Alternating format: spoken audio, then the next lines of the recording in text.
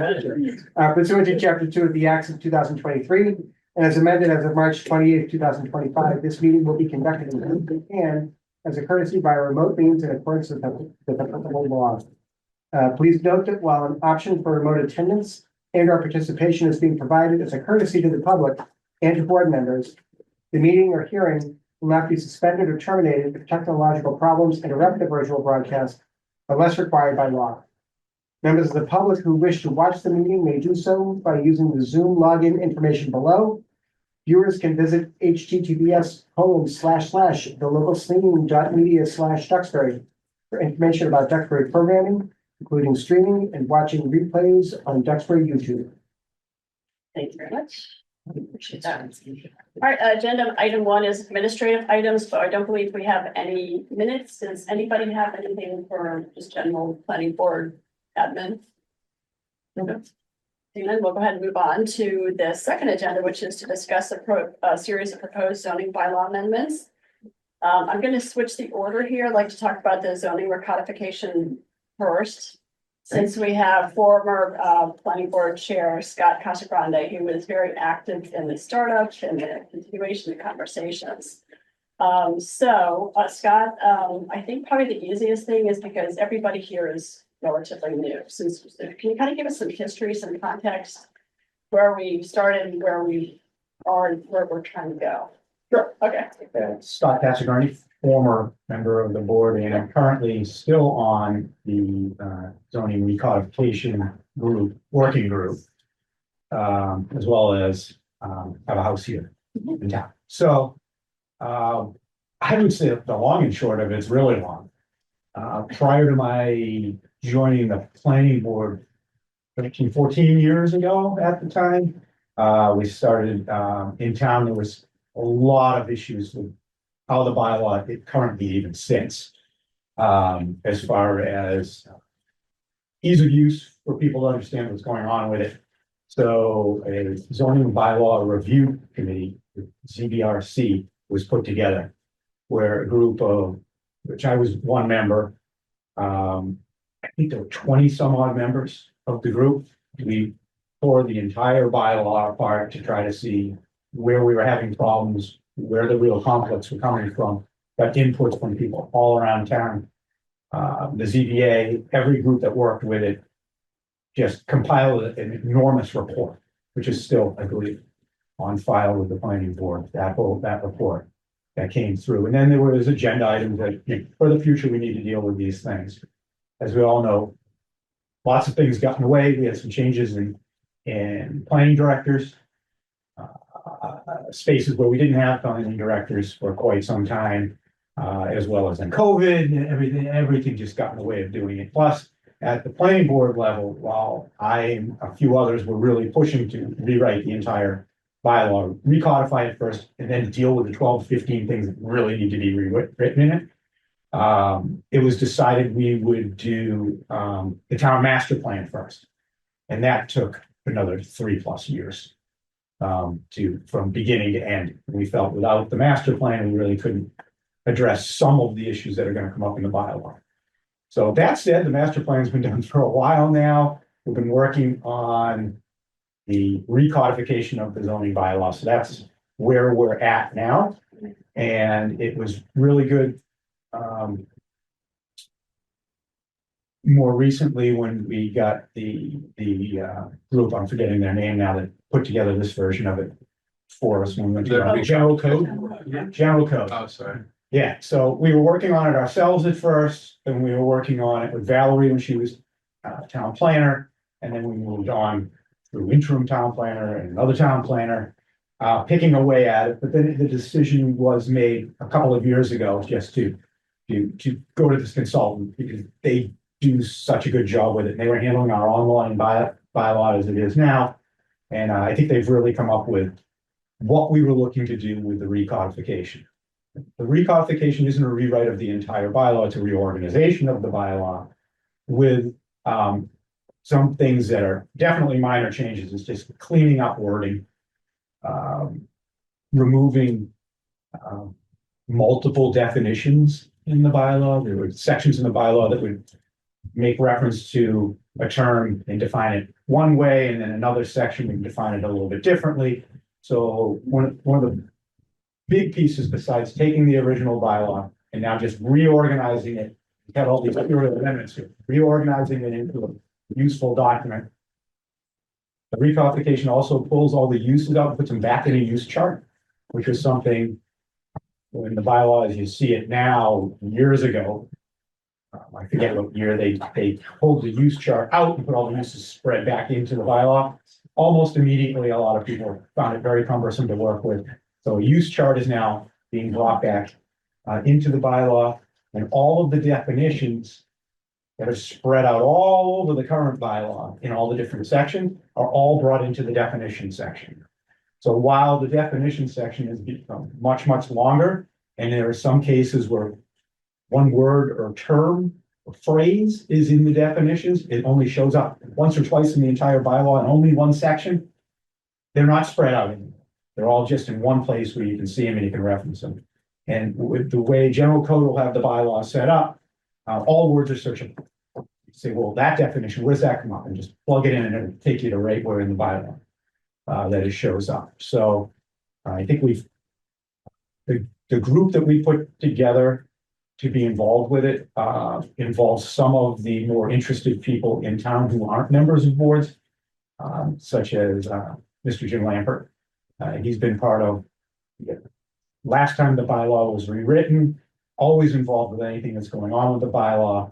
And we really felt that we wanted to bring him and some others in town who often get up and speak about the bylaws, but weren't always involved with our rewrites of the sections, to make sure they would be on board with what we were doing as well. So Jim's actually been the chair of the group, which was good. He wasn't expecting me to step out when I did, but that just happened. And I was more than happy to stay on with that and keep working for what we're trying to do in the town here with the bylaw. So that's kind of what we've got to now. And I think you guys are going to get a clean version and a red line version of the most recent things that have happened and where everything came from. The big piece with doing something like this is we've got to convince me to get to town. You guys get to town maybe. And convince everybody, there's nothing nefarious going on here. We're not taking sections of it out and changing around something you used to be able to do and not letting you do it. It really is a recodification and a cleanup of the bylaw. And again, the serial changes over a couple of decades of the recent version have made it very, very messy and very confusing. And this serves to clean that up, as well as set it up to be plug and play with the things that need to be amended in the next phase of the bylaw review. Because the next phase, once we can get the recodification through, is the 14 real items that need to be addressed and we need to make policy decisions on. That's in the next phase. That's not something that's happening with the recodification itself. This just gets it into a place where it'll be much easier to do that. And I know one of those multiple things that need to be dealt with, you're dealing with that. With the inclusionary housing, that was one of the hot topics that needs to be dealt with. And I think general code was involved in that one as well. For you guys, they have something to do with the writing of that one. I can't remember the That was actually a question. We're not sure. new version. Because we're MAPC. MAPC, did that one? Okay. that's what I thought, Okay. but I didn't know if there was a second. Okay. I think general codes looked at it too, right? Is that correct?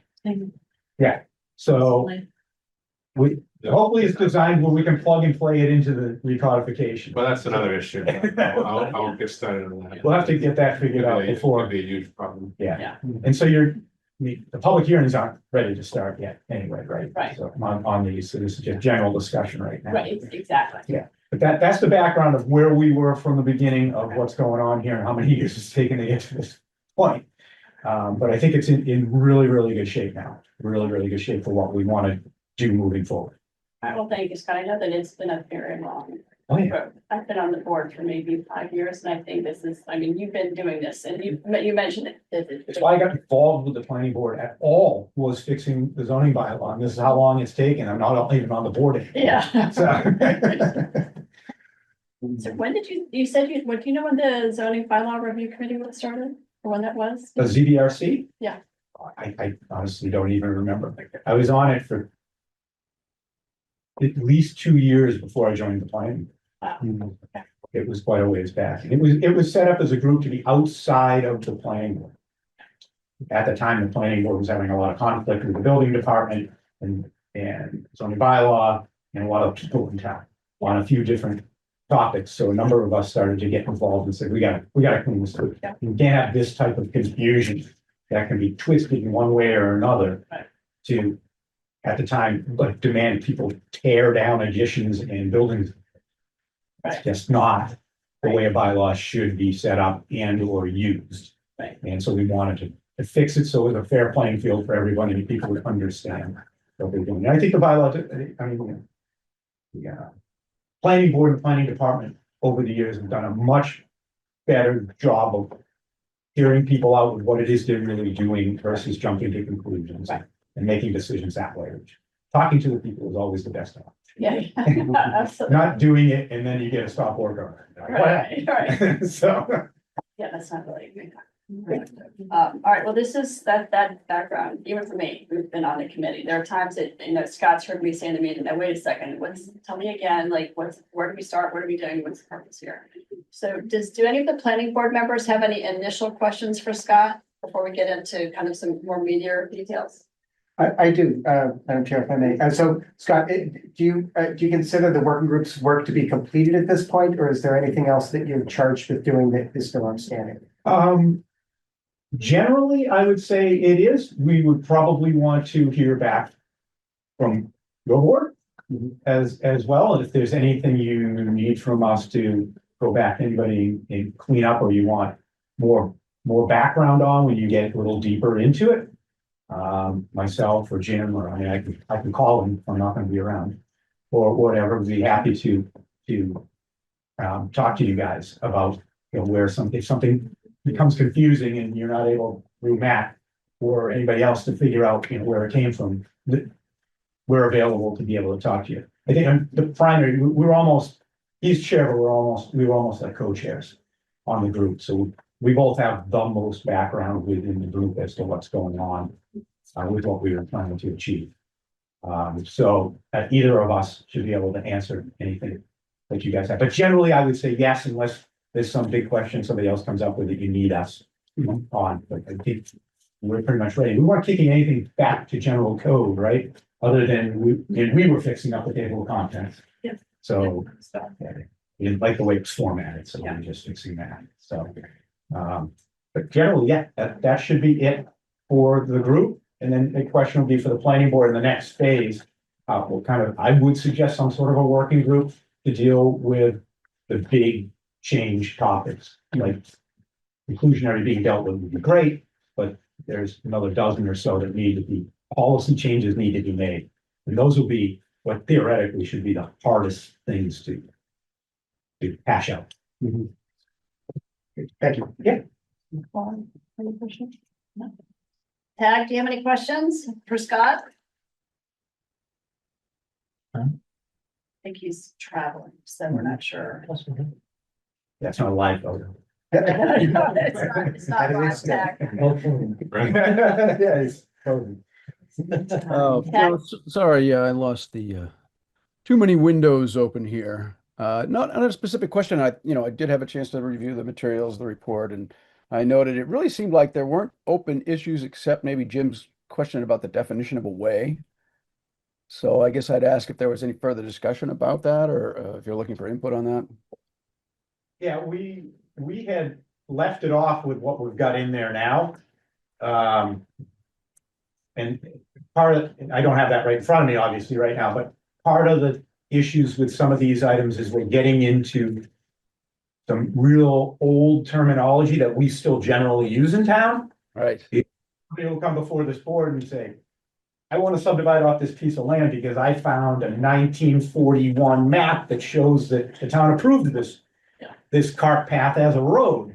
And they'll call it a way. So the question, there's all sorts of ways. There's ways to the water. There's all sorts of things that pop up.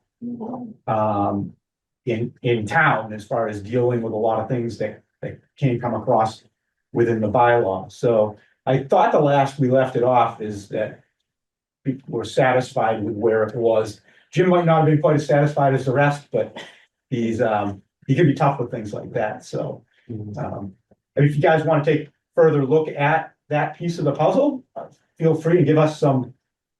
We're not to say we got myopic on any of it, but after a while going through all of it, you do miss things. That's why it's good for you guys to get, take another fresh set of eyes at it too. I might just glare right past that because I've dealt with it so many times. But yeah, I forgot that he had mentioned that. But yeah, I think we had solved that off the way that we have it in there. But if you guys want to look at it deeper, that's not a problem.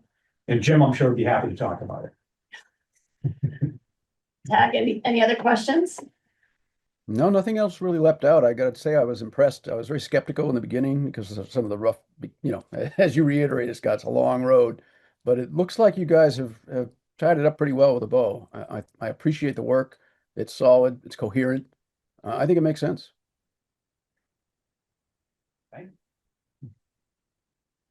I think one of the questions that came up was that on this board was the definitions. And I like the idea that they're all in one place, because you gotta think about it, like you go to an encyclopedia is a bad example, but if you go to a nonfiction book, the index is in one spot, you just go there, right? It's a good reference point.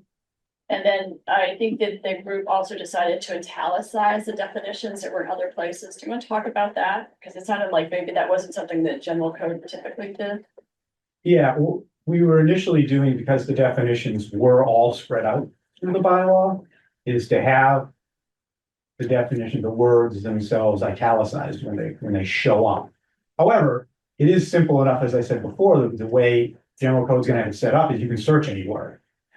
So, but the idea is you're reading through the bylaw and you see this word italicized. There's a definition of this word. I should go back and look at it at that point, because the definition list has become very, very long. And there are things in solar, that piece of it where you would look at what does that phrase really mean?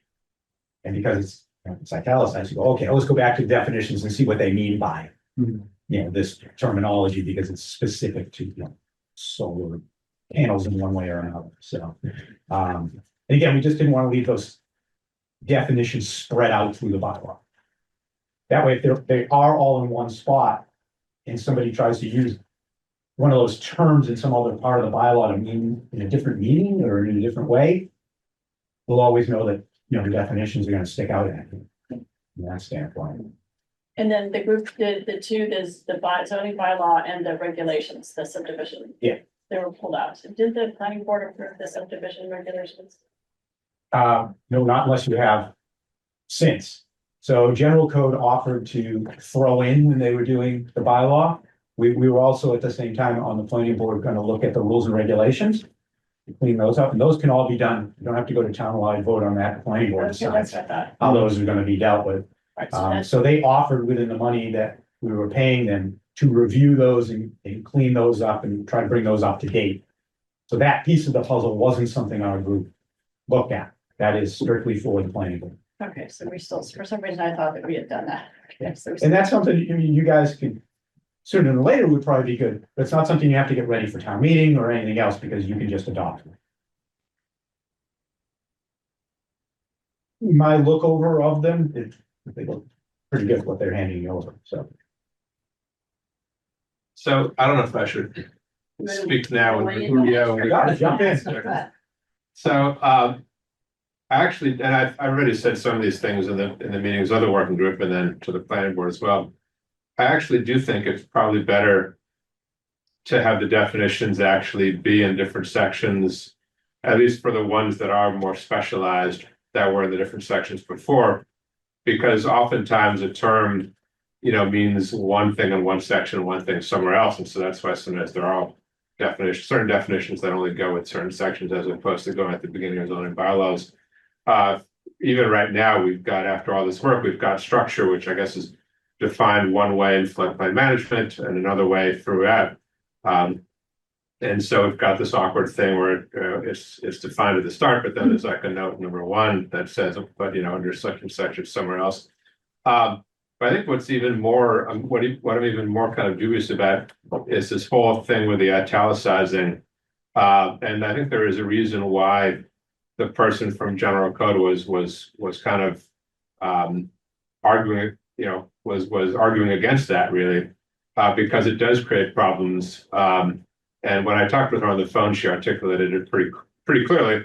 I wish I had her now to kind of help verbalize it, but I guess a good example would be this definition above ground. It's actually the very first definition here. I think it's above ground level, where it means one thing in under wireless communication services, or I guess it's used like 3 or 4 times, and it has a very precise definition there, or at least it does in the current zoning.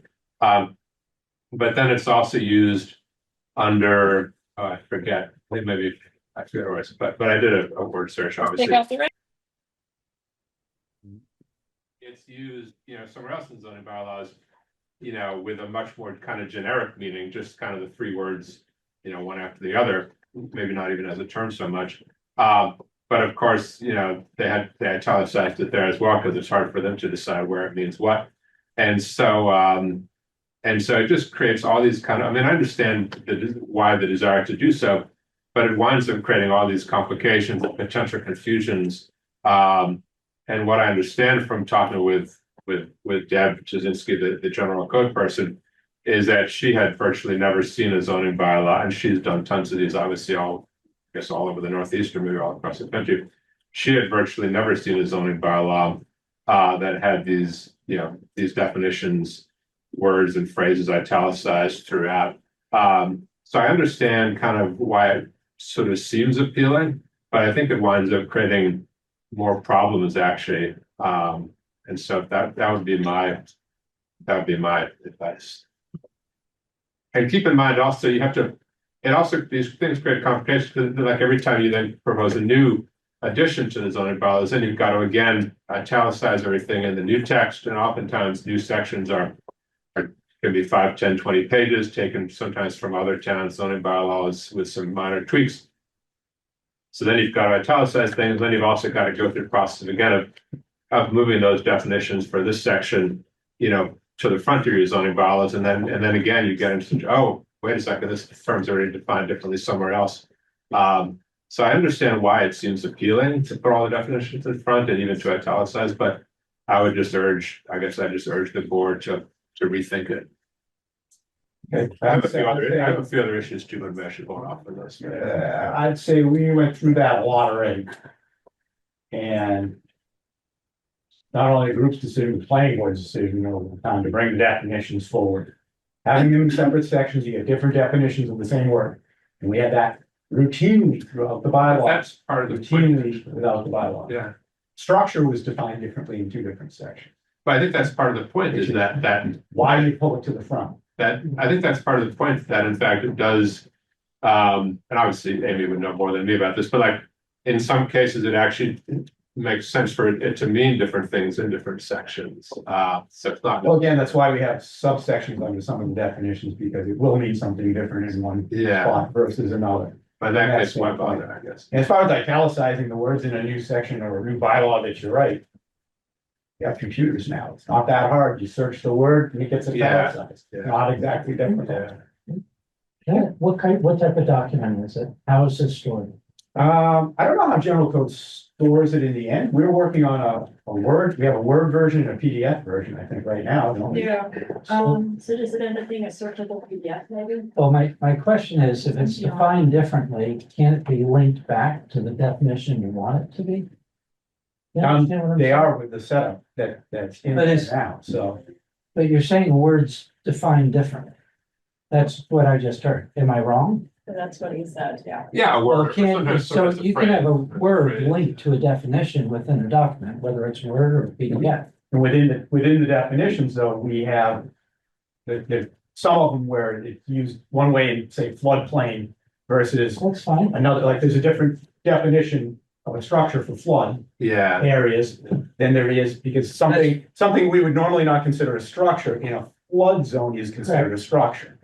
But there are references to those right But there. it could be linked right back to it. Yep. That's what I'm So I saying. believe that they are actually, the way they're set up is. So I'm confused about it, because if it just links back to a definition, whatever the definition is, right, you should be okay with that, right? Scott, the italics don't link back to if it sounds, if a word. No, it's just telling you that's a word you should look at the Yeah, yeah. definition. My point is, if it does link back to the definition, That could be a click. that's why I'm asking I'm how. not sure if general code has the words click. I don't know. I don't know their computer programming. Yeah, if I could speak to that maybe briefly to shed a little light on it, that it's called the E-code platform.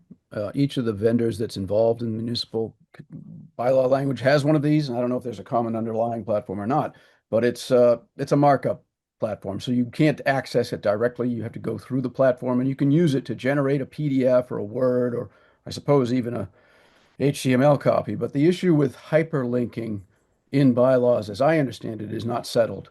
And so it's not done because there are implications to establishing relationships electronically, which aren't visible, and the language must be visible and readable. So the E-code platform kind of protects us from messing up the bylaw with lots of decorations, if I could just explain it that way.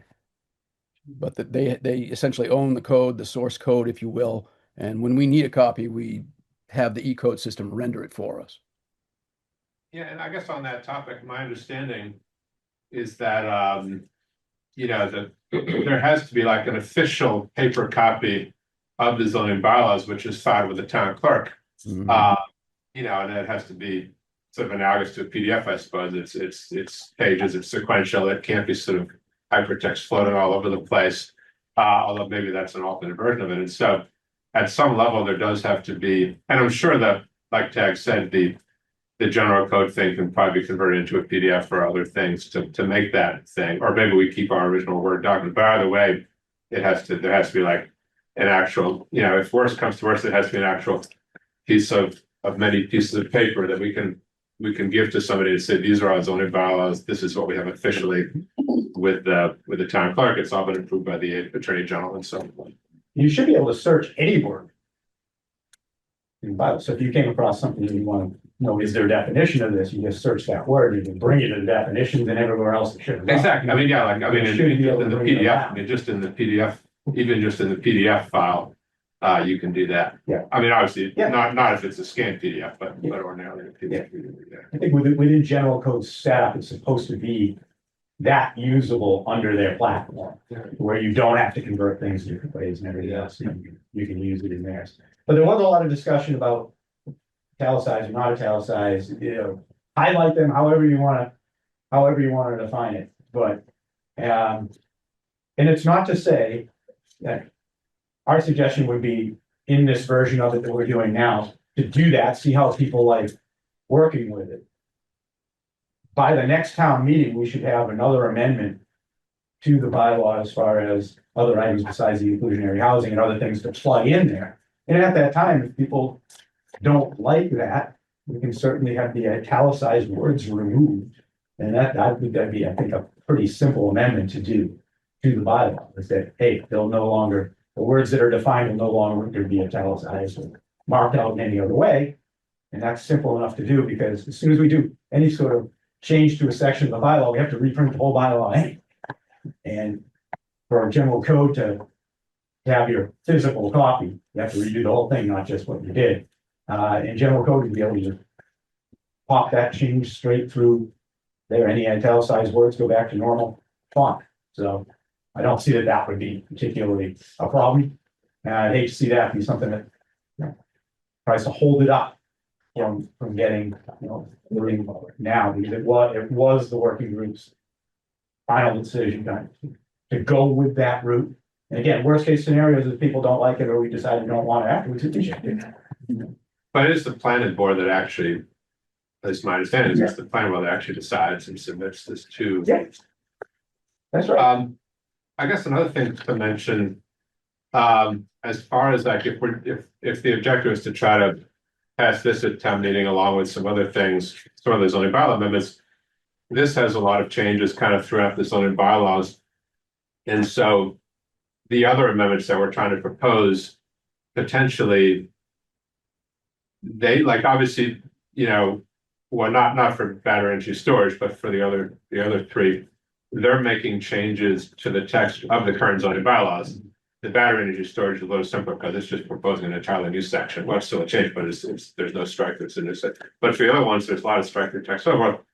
And so potentially what's being changed there, it's like if the recodification passes first at town meeting, then suddenly we've got a new zoning bylaws and the other changes, the other amendments to zoning bylaws are now maybe have to be changed on the fly because now what you're actually changing has changed. Am I kind of making, I know this I is think kind you of need hard, a version. what you're changing has You need a changed. plug and play version. So we have, I mean, Yeah, you're gonna maybe need that's, two versions. maybe that's not a problem. I don't We're know. gonna need one that would have to go in if that doesn't pass, and one Yeah. that does go in if it does.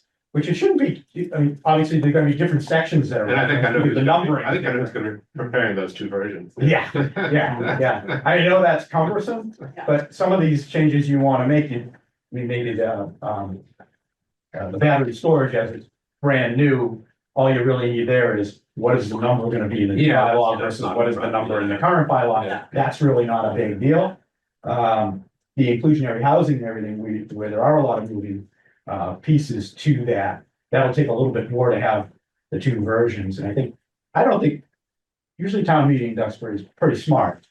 I think if you have the two versions that are there out for everybody to see, and one is if the recodification is passed, this is how it has to look, and the other is if it doesn't pass, then this is how it looks. They know they're not voting both of them, or there's one that just gets thrown out, and this is the other version that gets voted. I don't think you should run into too big a problem with that, as long as the new design is designed to fit in both. Amy, do you have any thoughts on any of this while we're talking about the codification? Because you've looked at some of the definitions, you've been part of this process too. Any feedback that you want to share at this point? No, sorry, Amy Questle, Town Council. The only thing that I would say is, I've seen bylaws that have all of their definitions in one section, and I've seen bylaws that have definitions scattered throughout. I think that's a policy question for the, planning board to decide. Again, it's up to the planning board about italicizing words, but, that's gonna make your bylaw extremely messy. Think about the word structure. Think about how many times that word is in your zoning bylaw, and that's gonna be italicized every single time. I'm not really certain why that needs to be. So, but again, that's not illegal. Yeah. It doesn't make your bylaw illegal or legal, so, you know, having two different definitions of the same words is not uncommon. You know, in the way that it can be, you know, in accordance with section 540, the term structure shall mean XYZ. So it definitely can be done. I don't see a problem with that. I see a very, very huge problem with how we are going to do this at town meeting with the recodification and then changing different sections. Yeah. So, you know, for example, I don't see any reason why the battery energy storage, you know, bylaw can go forward. That clearly we can just put that in. That can be something where we can say, you know, in the motion, we can say, and to allow the town clerk to place this in the bylaw according to, you know, allow the town clerk to renumber or something like that.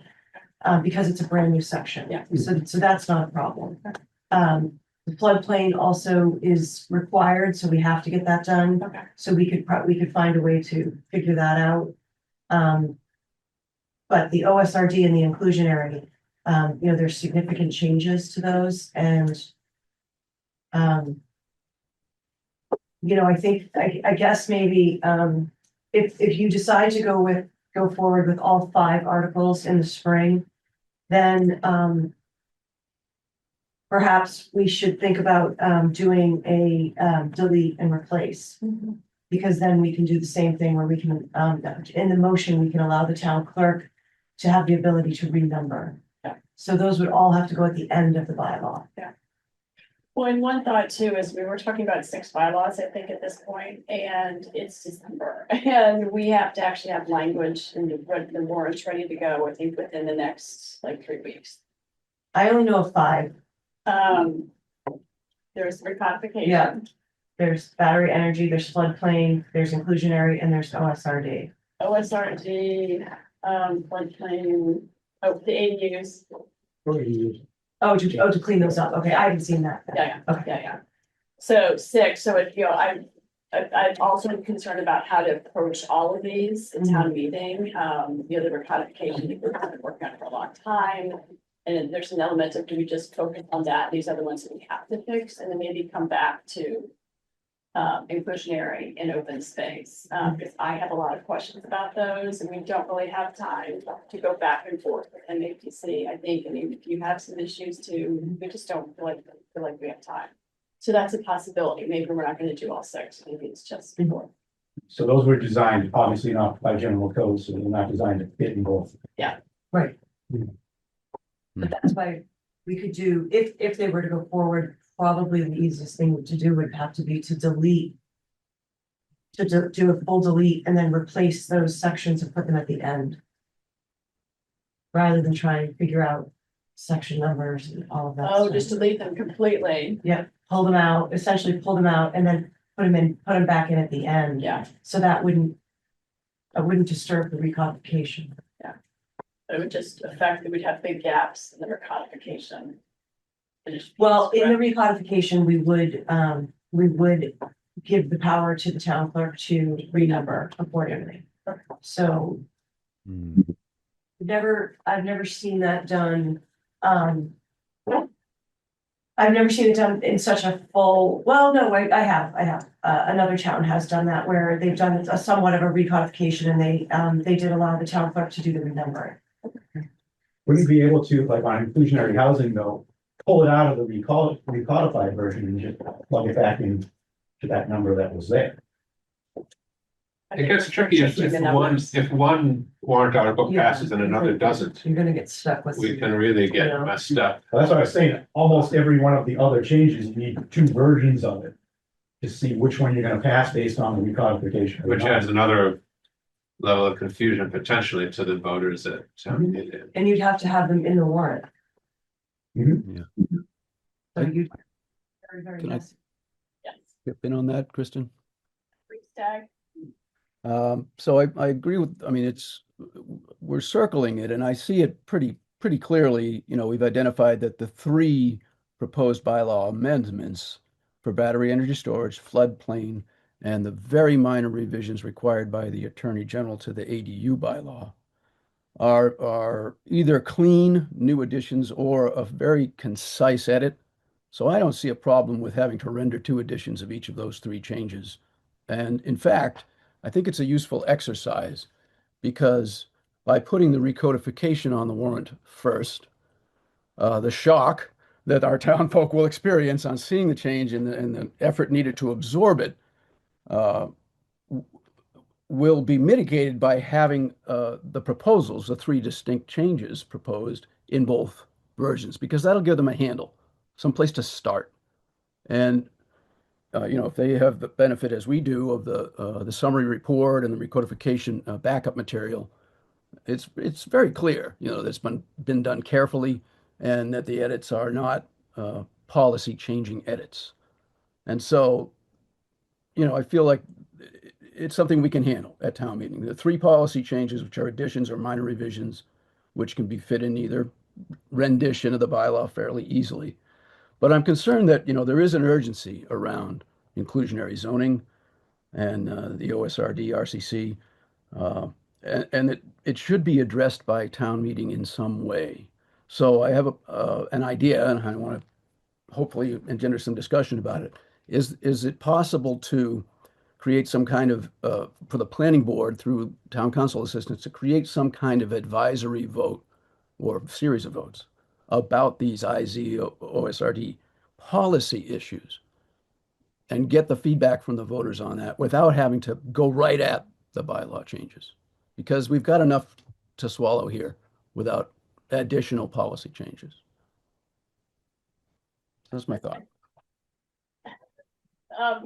We're getting a head shake, no.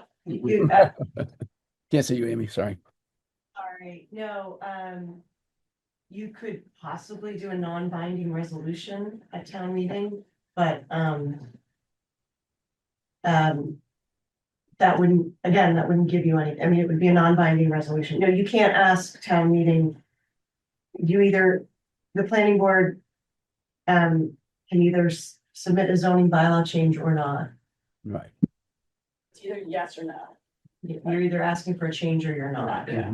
The whole purpose of the 48 section 5 public hearing is to get feedback, not town meeting necessarily. So the two you're talking about, the inclusionary and the open space, inclusionary especially, has been on the radar since the ZBRC. Okay. The ZBRC and I forget the case that went through that caused our inclusionary bylaw to become somewhat not legal for us to charge people for these things. So the planning board took the position we would no longer be utilizing that piece of the bylaw as far as, because we couldn't enforce the requirements we were putting on people, whether it be fees in lieu or et cetera, et cetera. So obviously the groups in town who wanted that money, quote unquote, to still be flowing into the town so we could use to do other things. Affordable housing, et cetera, with it, are after us from that time point to deal with that part of the bylaw. It's been all this amount of time in between. People can talk about, oh, well, we lost out on this money and we lost out on that money. Some of the things might not have happened because they would have developed in a different way.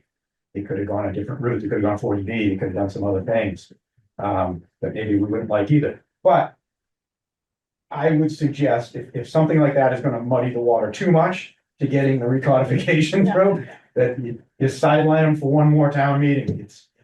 It's been going on for 12, 15 years now anyway. And if you just pull off recodification to deal with these couple little items, then you got to recodify those when you do that too. Right. So if they're going to get that confusing, I think you could pull off with the town having two versions of it, but town council's going to know better than I am on that piece of it. But the other couple that you're talking about should be simple plug and play. To have two versions of it shouldn't be a lot of heavy lifting and hard for people to understand. So I think once you pass the recodification, you say, okay, everybody, these next three articles, we're only looking at part B of each of these because A is irrelevant now because that bylaw has been changed.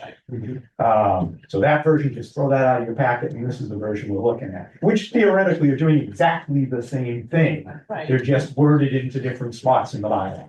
Well, I mean, for the battery energy storage, I guess for that one, you don't need to have an A or B. No. Because it's all new text and the town clerk has the authority presumably To number it however. to number and stuff, yeah, and then probably for ADU, the ADU one, I guess would probably be okay, because it's just two little things. I don't think there'd be any difference. It's I the guess. only thing in its section in either version. Yeah, it's very minor, but then for the but for the other three, it's harder, yeah. But So maybe it's just those two perhaps. I think flood you have to deal with no matter what. yeah, I think that's I exactly. think so. We're gonna do two versions of that, but that's It's my understanding that you have to make those changes to the ones that have been. either that or people that are affected by those changes and or the other things can't get flood coverage, so. Definitely need to make sure you have one.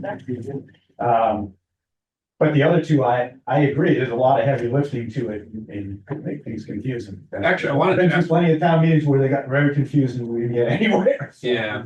Does anybody know is it in fact correct? I think you had raised this question, maybe, that there was a new floodplain map for Duxbury in July of 2024. I mean, I'm pretty sure it must be the case because that's what the state employee whose expertise is in this stuff. Why are you making the changes to the flood? Who told you that you had to? So originally it was, I believe, well, it started before I began working here, but I think originally it was it Lenore White? Is that her name, Lenore? Who? Lenore White, who chairs the coastal resiliency task force, came and said, here are some updates. The state is advising of some updates. So we looked at it from that perspective. And then I think we ended up going to, is it FEMA? DCR. DCR. But they also relied, I think there were also some input from FEMA. So they were updates, I know that they're. Oh, so there might not be required then. Because, Yeah, that's what I'm not sure. I I think thought maybe you had a new map. I think Duxbury had to update. I think Duxbury had to update their regulations in 2020. Each region in the Commonwealth had to do it at different times when the floodplain maps, when the FEMA maps were updated. And I actually do think that Duxbury's might have been during COVID. We did a big update at one. Yeah, I remember think doing it during in COVID. Pembroke, I think at the same time, I think. So these might not be required. I don't know. All I know is the only changes that you can make have to be approved by DCR. And it really can't be floor amendments, things like that. You know, as you saw, or maybe you haven't, on my comments on that, unfortunately, I recommend not making that change that, Lenore wanted to make, because I think it's in conflict with the building. Right, I think there was. It's preempted, I'm sorry, preempted. Okay. But you do need to find out exactly what FEMA map what firm map you're using, and we need to know the date. Yeah, I can call her back. I mean, the person I talked to was one of the DCR experts, but I can call her back to double check. I mean, I'm sure she must have had a good reason for telling me to change it to July 10th, 2024. But that does seem strange because, like you were saying, it was back in 2020 when the actual change was made for Duxbury. And then I guess something in 2021 as well. Right, so are the, so this is dictated by a set of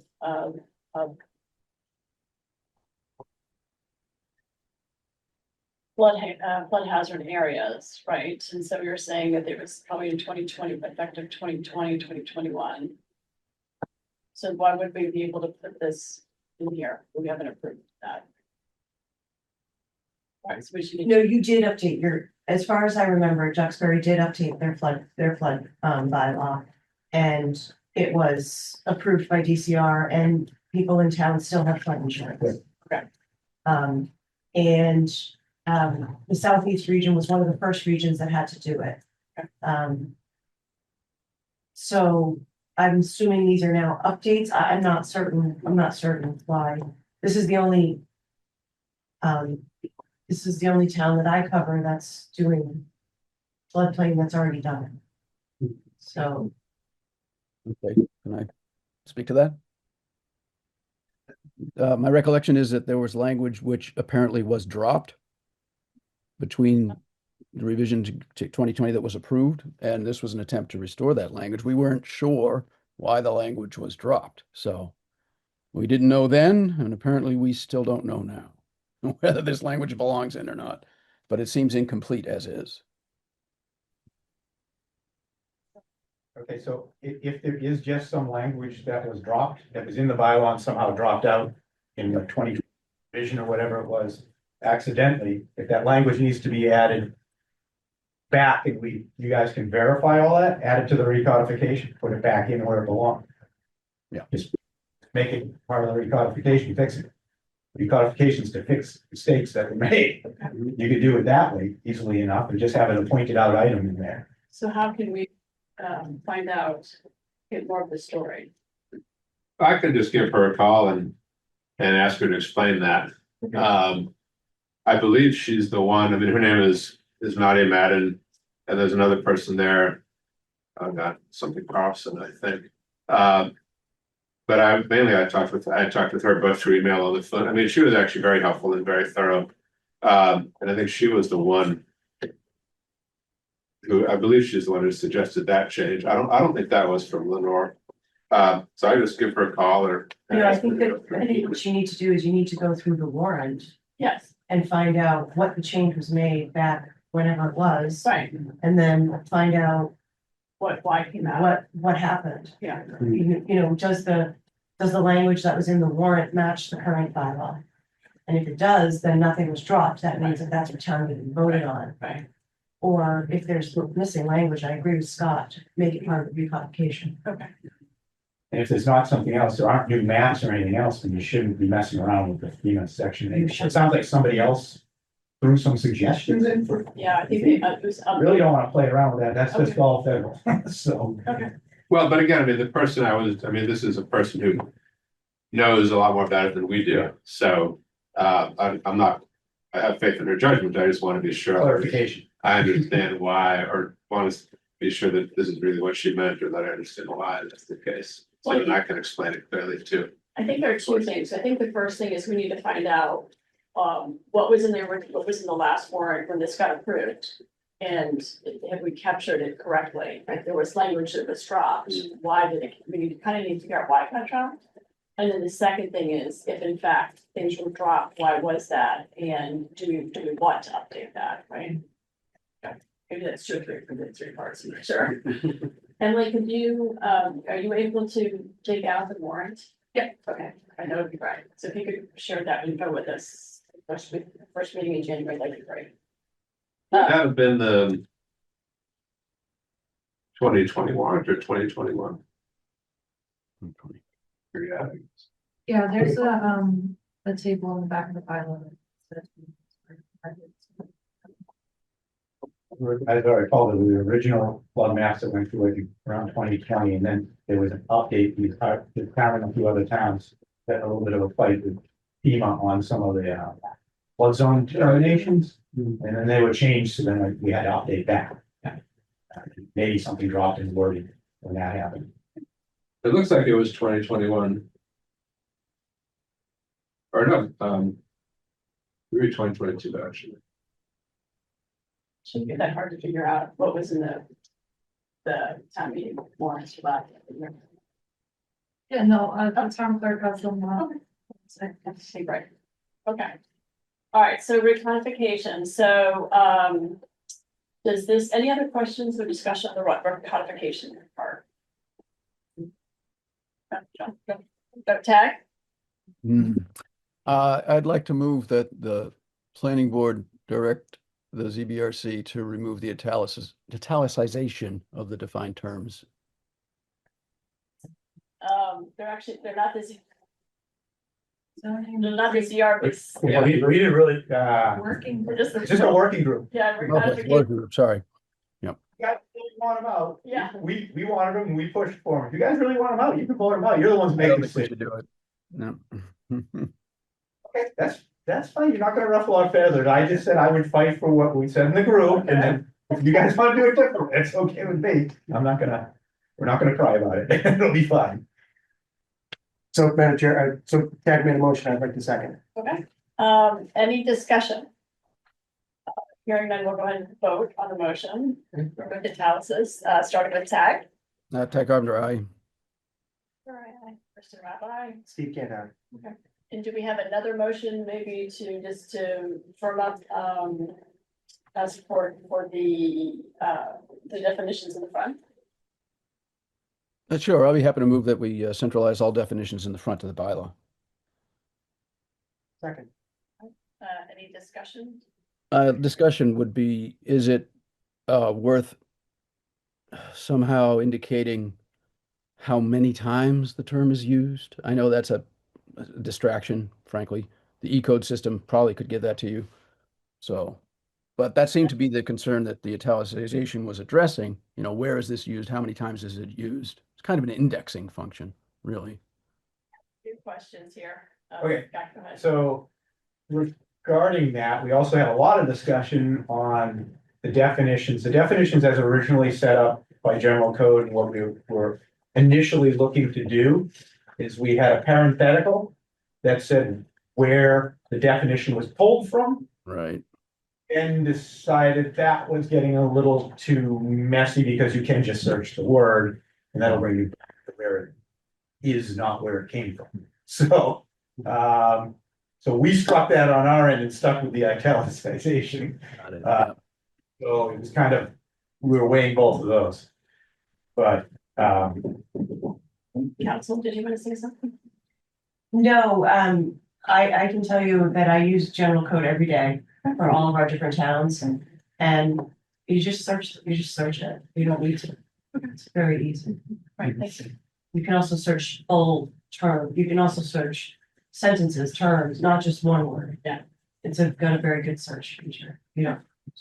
And from our group, as far as with the town of Duxbury, our town council experienced this too, we were trying to be more with the explanation and simpler to say, oh yeah, that is something that is in spots or anything else. Yes, to not have the confusion our town sometimes has when it comes to voting for bylaw changes.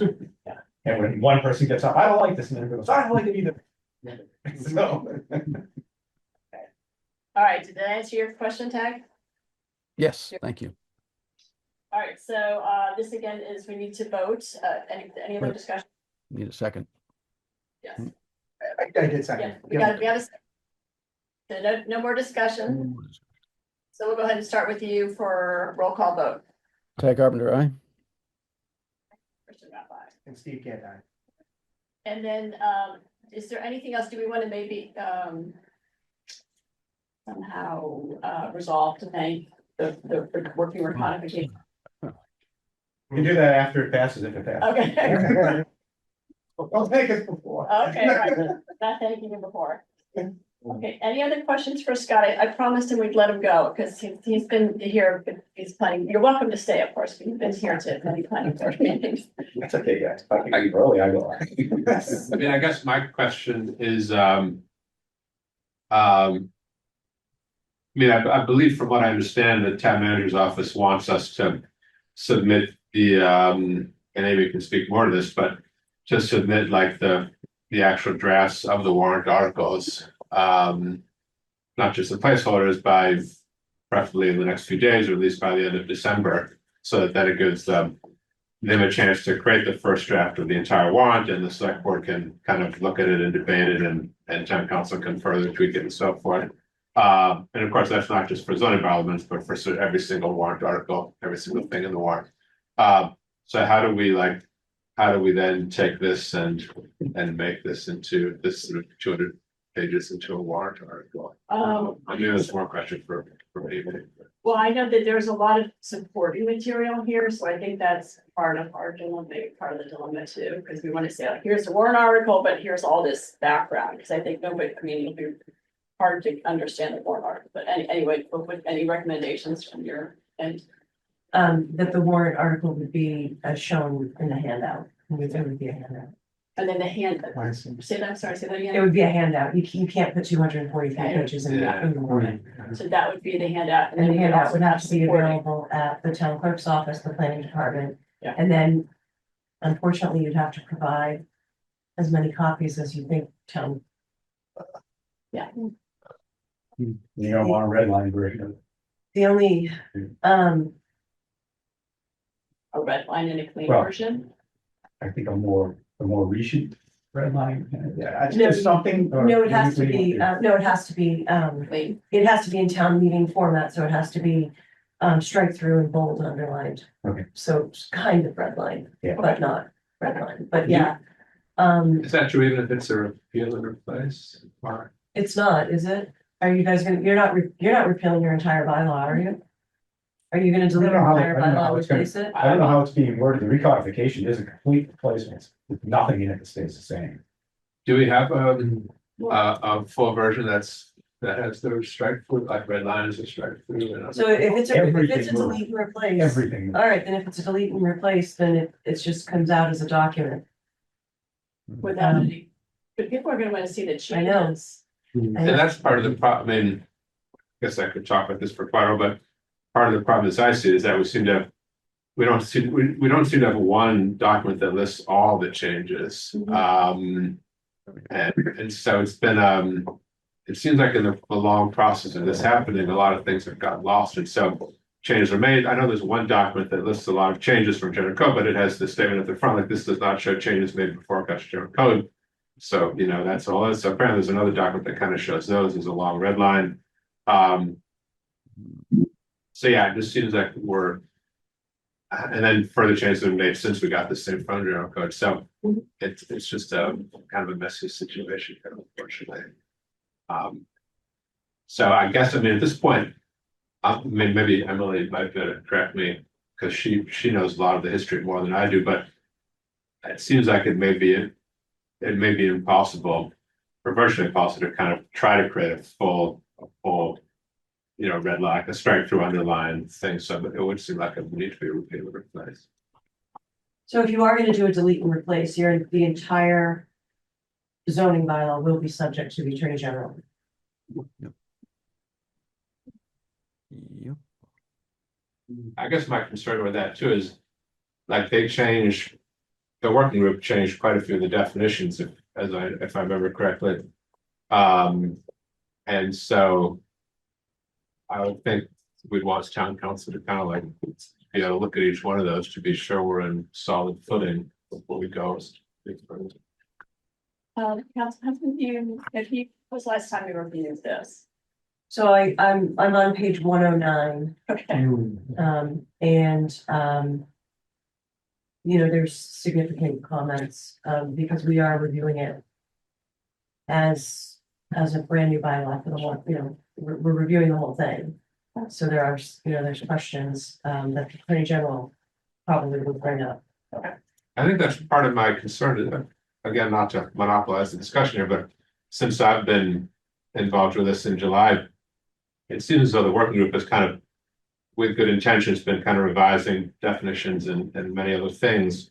But that kind of seems like at no point in time and maybe I should have been more aggressive, but at no point in time did we say, hold on a second, let's check with town council about this definition.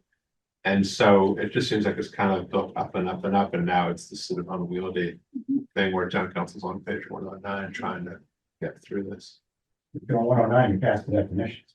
Well, that's true. I am. But that's the tricky part, right? But significant. So, Madam Chair, Amy, so you had mentioned that if we're gonna be doing this, doing basically a delete and replace, then the AG would be reviewing the entirety of the bylaw. Obviously, that would take a commitment of time on the AG's part. It would be an extended period of time probably before we heard back from them. But more importantly, my question for you would be, just for clarification, if the AG is reviewing the entirety of the bylaw, the AG wouldn't necessarily restrict herself simply to looking at the changes that we made. We would be essentially be opening the review of the bylaw for whatever purpose Your the AG sign- might yeah, determine. Your sign bylaw, Yes. your sign bylaw will be determined to be, it will be disapproved as it is right now. So there are some pretty significant risks that attend that. No, because that's accessory apartment, it's not protected use, that's separate. So, yeah, so there are, there's significant concerns. Okay, so in saying that, then you're saying the sign bylaw as it is now in the bylaw is not good. It hasn't been challenged. It hasn't been challenged. And there are probably other sentiment, I shouldn't speak. So- but It's a there are single other advantage. Well, no, I'm assuming that for example, I'm assuming that your sign bylaw section was prior to the Reed case. So the Attorney General, when you made that change to your bylaw, say it was back in the 90s, the Attorney General approved it. Mhm. Then the Reed case came out. And so now most of your sign bylaws probably would be disapproved. So that's what happens with zoning bylaws. Again, with your inclusionary zoning, it's the Wall Street case that came out. So it's the way it goes. So, Scott, what if we actually did something kind of, because again, I feel like if we wanted to take this to town meeting, we have to go through this pretty quickly. We've got the holidays. That doesn't really give us this board time to really kind of work through things.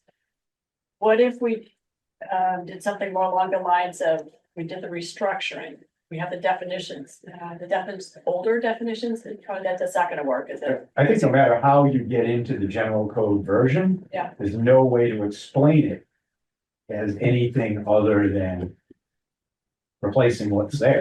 Yeah. It's just everything is restructured. I mean, It's not all the words are changed, the sections aren't Yeah. really changed around much. Some of within the definitions are cleaned up to go along with definitions from the building department. So we didn't have conflicting definition of what this is in the building department versus what the bylaw says. We didn't reinvent any definitions in there.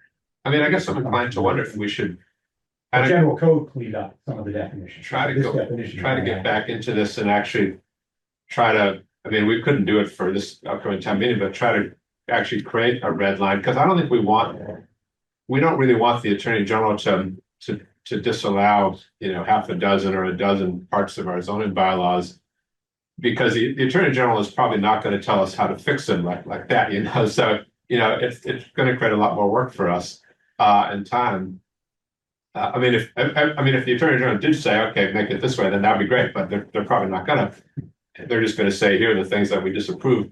And so maybe it'd be better to go back to this and actually try to create a red line all the way through the zoning bylaws, that does show, because I mean, the recodification, it's not like even with what was done, which I think went beyond what the mission of the working group was supposed to be.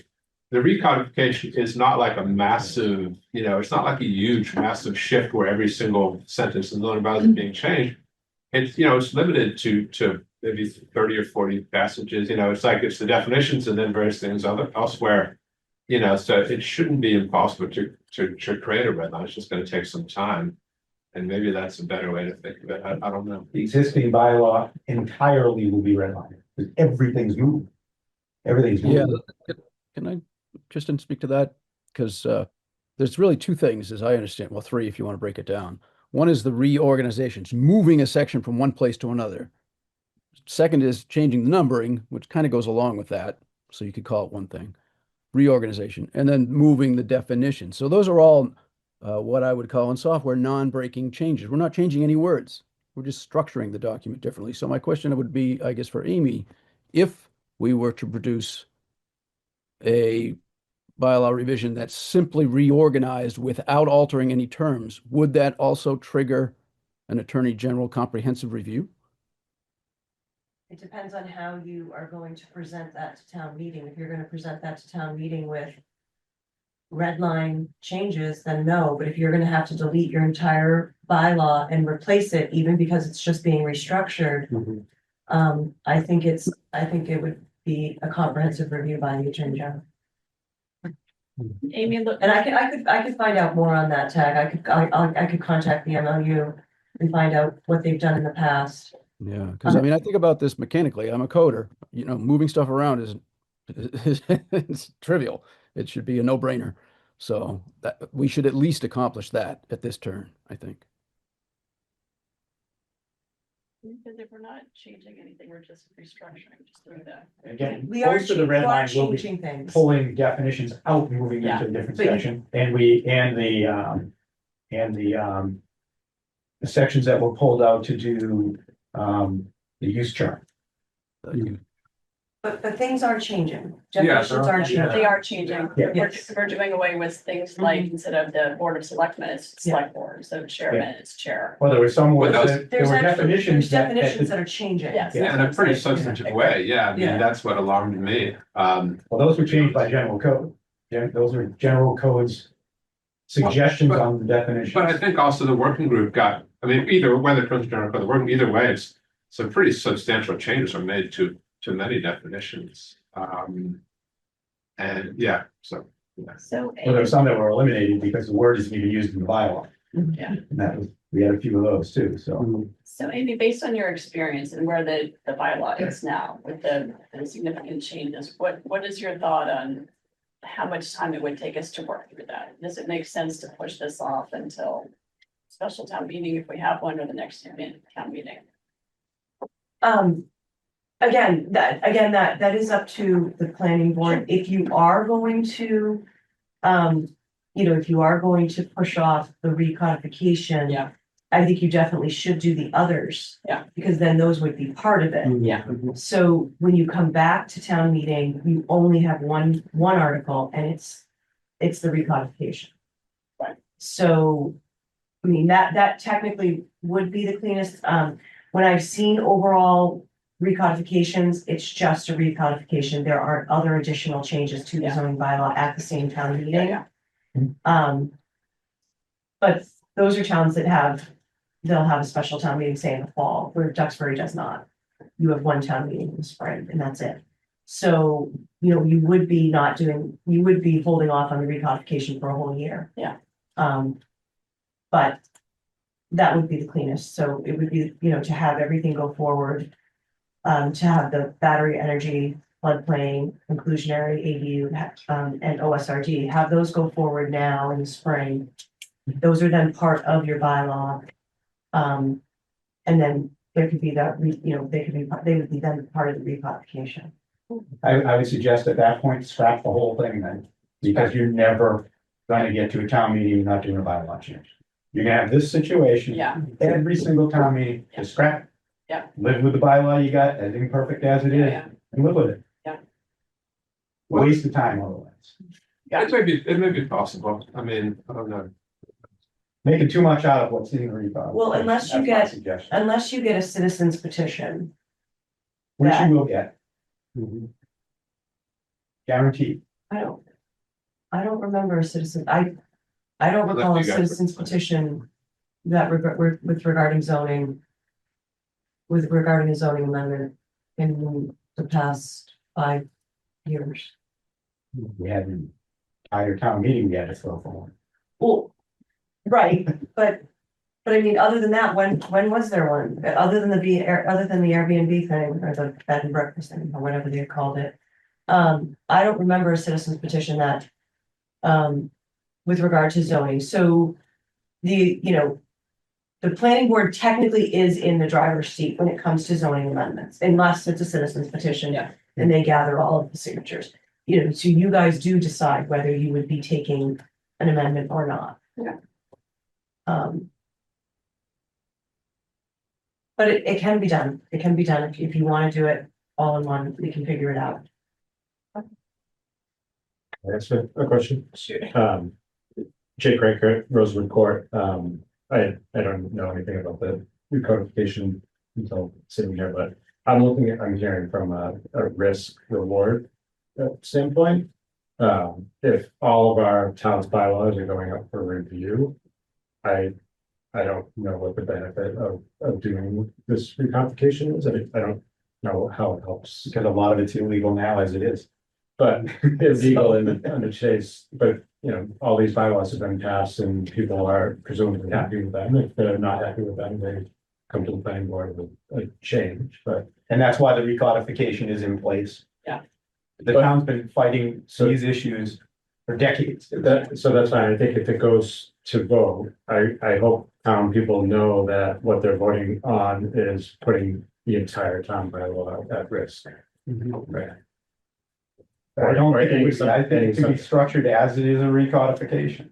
You can do a red line version of what is. But when I heard, I've been listening to it for an hour and I didn't hear until 5 minutes ago that our.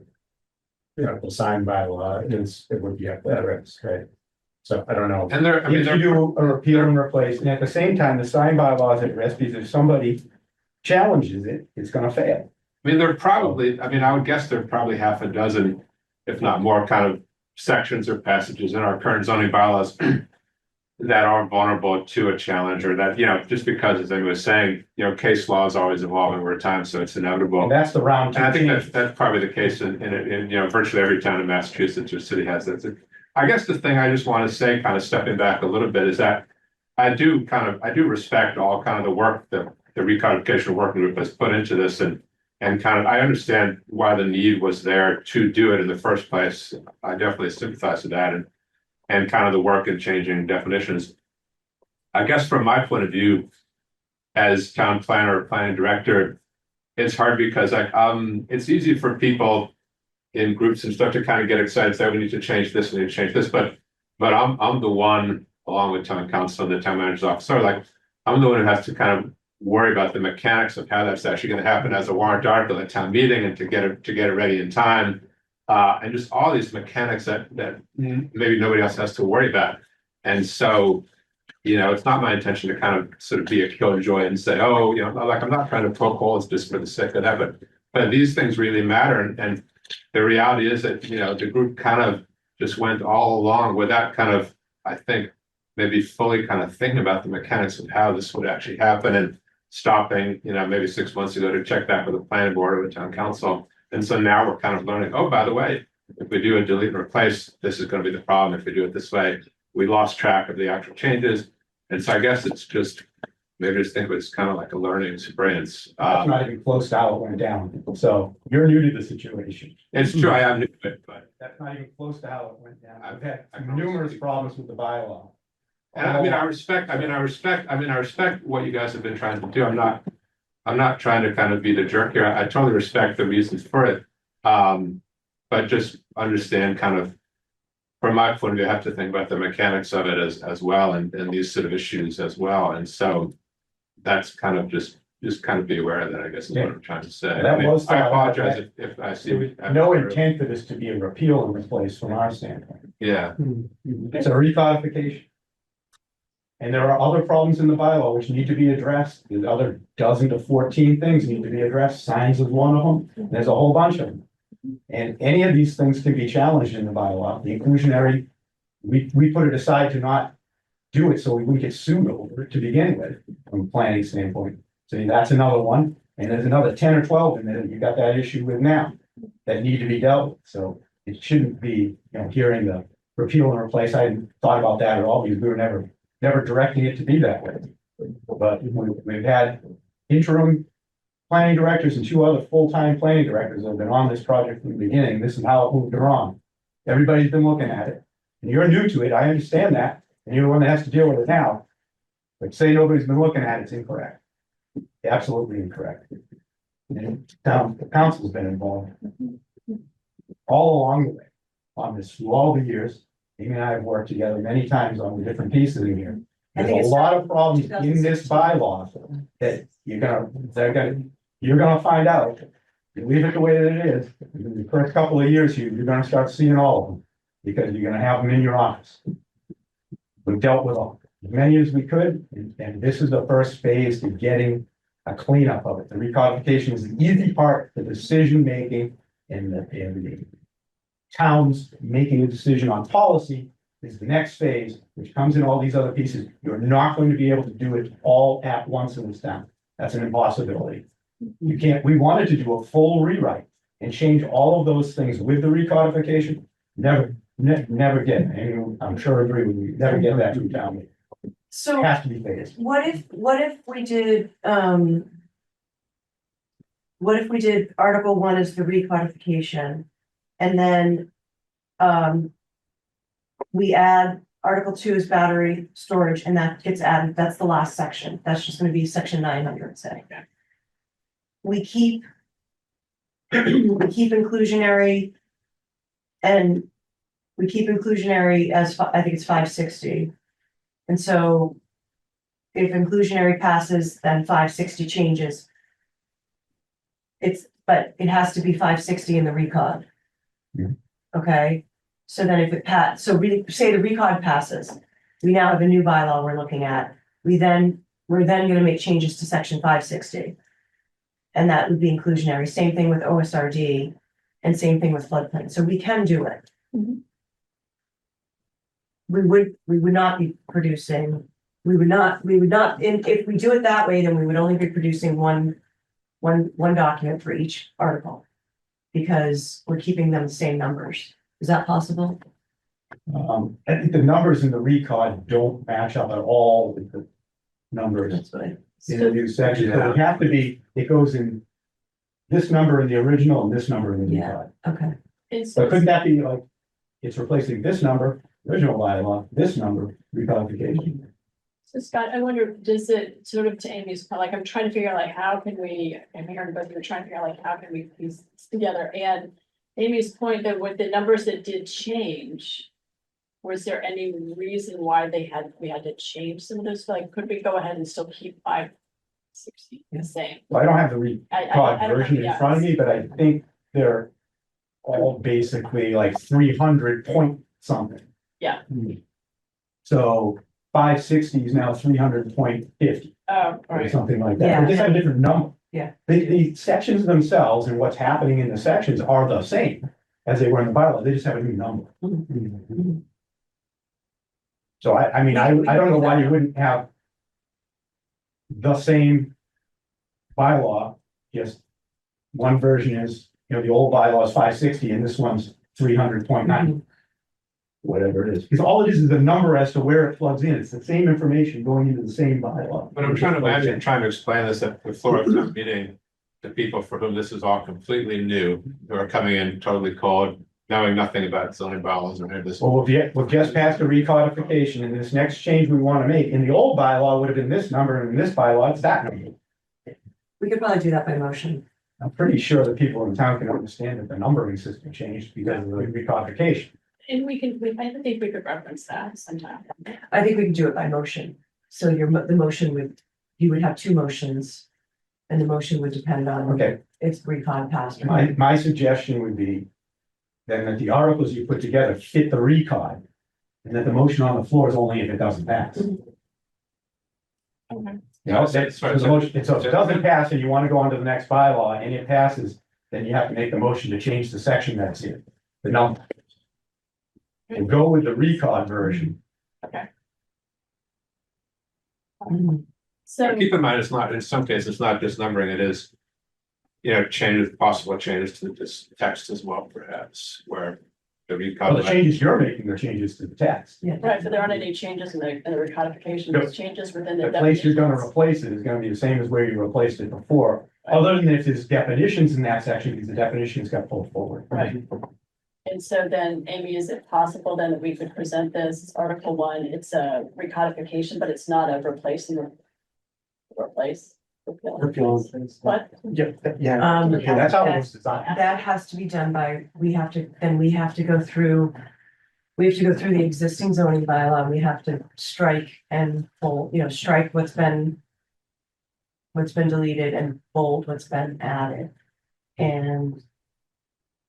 Like Scott said, we're looking at a complete strike through because Everything's been moved around. things have been moved. Yeah. So I have to work on that. I have to think about that. Okay. And I think that even in doing that, you present that to the town meeting, like, yes, you're looking at it, it's all red because all the numbers are changed. But the individual things are still there, other than we've gone away from everything being put into the bylaw that is in the use table. And the definitions are all pulled forward. So those are the things you're really seeing that are struck. Everything else might be red just because the number changed. Yeah. But I'm not all that great with red lines anyway, so if the number changed, maybe just the number is a red line Yeah. change.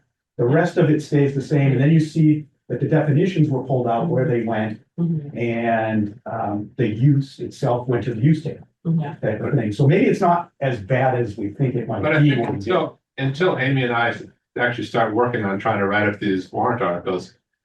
I don't think we can say for sure if this is feasible or not. I mean, I may be telling you guys on December 29th, hey, this is, I can't make this work. It's not, it's too complicated, or I can't figure it out, or it may just turn out to be impossible. I just don't know at this point. I think we should ask general code as well. Yeah. They have the original bylaw, they have the original mock-ups of the changes we were starting out with, they had all of it, they were given all of it. I think the question is, were there changes made by Chris Ryan before it went to general body, before it went? There was a version with that too, we gave him all the versions. Okay. And most of his was pulling the definitions out and doing the use table. That was the majority of the legwork that was done at that point. And changes in definitions were done by general code. Okay. Would it help if we had a red line and we all took different sections and we compared side by side? Which is primarily what the working group already did. Okay. So, I mean, you're welcome to do it Yeah, too. please, yeah, go ahead, Laura. Amy, you said you're on page 109 of redlining. Right? I'm on page 109 of a version that I confirmed was the most recent version. Is there anything that you've seen in there that concerns you that it needs to be changed before it goes to the meeting? Not necessarily. Again, if the Attorney General is going to look at this in a comprehensive way, and if they're going to disapprove sections of your bylaw, those sections of your bylaw are not legal. So they're either not being enforced by the building department right now, or if they're challenged, we're gonna get, they'll get overturned. So it's not the end of the world if the Attorney General says, you know, this certain section is disapproved. The problem that we have is the problem that we got with the ADU bylaw, where the Attorney General simply just struck words and created sentences that make no sense. That's the fear, is that, you know, she won't delete the entire section, she'll only delete, you know, a clause or something, and then that section doesn't make any sense. Does the Attorney General, when they get something like a recodification, though, they're made aware of this recodification of the current bylaw and reorganization? So the last time we did one, Scott, it was in 8 different articles is how they did it. They did, you know, they adopted a new definition section, they adopted changes to, you know, other sections. So it wasn't done with one article. Okay. So I would like to speak with the MLU, with the municipal law unit at the Attorney General's office. I can speak with them and get an update to you guys Mhm. on what they think about a reorganization / recodification and how that would be handled. This might sound kind of crazy, but in some ways, if we do get feedback from the AG that something's disallowed, then that actually kind of sharpens our focus. It really does. We already know about 10 of Yeah. them. So we are aware of, I mean, the town's been aware of this for a while. And we've tried to change some of them and we've had And then- issues at town meeting because it isn't recodified. So I guess that's the point I was trying to make, because like, if you're putting something through that's being subjected to being struck down, isn't that a way of like going around the town meeting to get something changed in a way? No, it still has to go back to town meeting to be changed. Yeah. Eventually, you have to change the bylaw itself eventually when it's struck down by the state. Right, but right now, nothing's being struck down by the state, but Oh, if somebody challenges it, it will be. yeah, So, but you're doing the challenging at this point, right? going by if somebody challenges it, it'll go down isn't the way to do business. Because that's not fair to the people. I guess my point is, I just want like transparency. I want the town people to know that this is an outcome, and maybe an unintended or an intended outcome, depending on your view. Yeah, it's an outcome either way. I mean, I guess I'd say that, I mean, the current language of the zoning bylaws is already sort of invalid in a legal sense because it would be struck down. But at the moment, it hasn't been disapproved yet, so it's kind of this paradox. And so I guess you have a valid point. But the number of sections that we ignore for the most part. And if people at town meeting are aware of that, then who knows how they're gonna react to this. But that, I don't think that's a good reason not to do it, but it's something to be aware Well, of. that's where the discussion of the next phase after us recodifying exactly what we have now is to make a policy decision Yeah, for to the correct changes of these items. Those things we know, yeah. And everybody knows that this was the thing we needed to do first. And if the AG disapproves it, then that will make it easier for us. That's easy to point it out that way. Easier for us to identify what's not valid. And it forces us to have to change them for the next town meeting. Yeah. At that point. I just have a quick, Kim McEntee, Rosewood Court. Quick question. Somebody earlier mentioned a special town meeting. I don't know how much that costs. I don't know how that is to prepare, but it sounds like there's plenty to be talked about, you know, and is coming, and that, is that possible? Does that sound? That's just another logical? delay. It's what? It's just another delay. Well, it's not a full year, because I saw that the year completely frustrated you. You were like, let's not do it if we're doing a year, but I'm saying but to have it It's been done. 15. Well, I understand, so I'm thinking another 6 months might not, to do it properly, to do the redlining, so it doesn't open us up to this big review from, you know, the Attorney General. I'm just saying it might give you, you know, an ability to sleep and you know what I mean, to like have it done. We'll come up on that same timeframe and have the same issues. I wonder if it But would, there would just be the only one thing being considered. yeah, I mean, I think it makes sense. I don't know if we want to have a special town meeting just for that purpose. I mean, I guess I wonder It's if. not up to the planning board to No, make we special. Yeah. Well, that's another factor, yeah. That That's was something else. They don't like spending money. I mean, here's another idea, maybe like, I'm just gonna throw it out here. Would it make sense to try to have a warrant article that's only does the recodification, kind of what Amy said other towns have done, where there's no actual changes at all happening to the language in the zoning bylaws. It's just purely a recodification of changing numberings and all those kinds of things. And then all the other changes could be some separate warrant articles, like to change the definitions or certainly the changes that have happened through this working group, perhaps those could be different warrant articles entirely. one warrant article is just the recodification, and all the other changes are separate warrant articles. Would that logistically or conceptually maybe make more sense perhaps, or would that be a better approach, do you think, Amy? Logistically, I don't think it would make any difference, because it would just, you're just doing it in more steps, I think. When other towns recodified, did that cause the AG to have to review the whole zone? I mean, I assume the answer is no, that did that cause the AG to have to then review the entire zoning bylaws from scratch again? So, Kingston recodified their zoning bylaw, they deleted it and replaced it, so the whole thing is. Rockport is the town that did it in 8 different articles. And only those articles were the ones that were reviewed, so. It all comes down to, are we doing a delete and replace, or are we doing something different, which I need to talk to the owner about. So I don't have an answer. How long ago did Kingston do that? A while, pre-COVID, I feel like everything's pre-COVID, post-COVID. It was pre-COVID, so I would say maybe 2019. Okay. Well, why don't, maybe one thought to board members is to kind of, let's see if we can proceed with the recodification. Like the groups worked really hard. We really put a lot of pressure on them to be ready for this fall. And that's sort of the starting point for everything else. So if we can get that, it sounds like we're going to do the battery energy storage. We know we really want to do that. And then the, what's the other one? The ADU. And then if we can get confirmation on the floodplain, then we can figure out if we can get the recodification, if we can figure out a way to do it so that we're not getting the whole, just find out what we need to do there. Yeah. And then, maybe we can continue to move forward with the other 2. I suspect though, when we talk as a group, when we get to this, that we're not going to be ready for that. But does that sound like good enough marching orders to, okay. I think it's important to find out what Amy can do. Yeah, absolutely, that's fine, to her to figure out. Yep. Brian, aren't you glad you came for this one? It's been exciting. It's a good meeting. All right, so, board members, any other thoughts? Tag? But yeah, tagging you. Many thoughts, but I mean, succinctly, it does seem like it would be cleaner and more understandable if we could just say, here's Article 1, we're changing the numbers.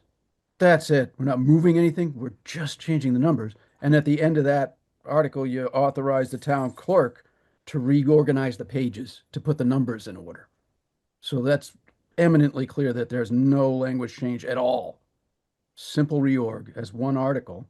And then the second one could be move the definitions. And if that creates a lot of smoke and dust and is not understandable, fine, we don't have to do that, but we can at least restructure it. That is the minimum that's got to be accomplished, in my view. I guess that was kind of the point of what I was saying before, or at least the benefit of what I was saying before, too, like, because if it's just a question of the number, the formatted numbering and maybe a use table, I think we can feel pretty confident that town meeting will approve it. And so then we at least can feel some certainty about that, and then some of the other stuff we can, do our best as well with definition changes and so forth.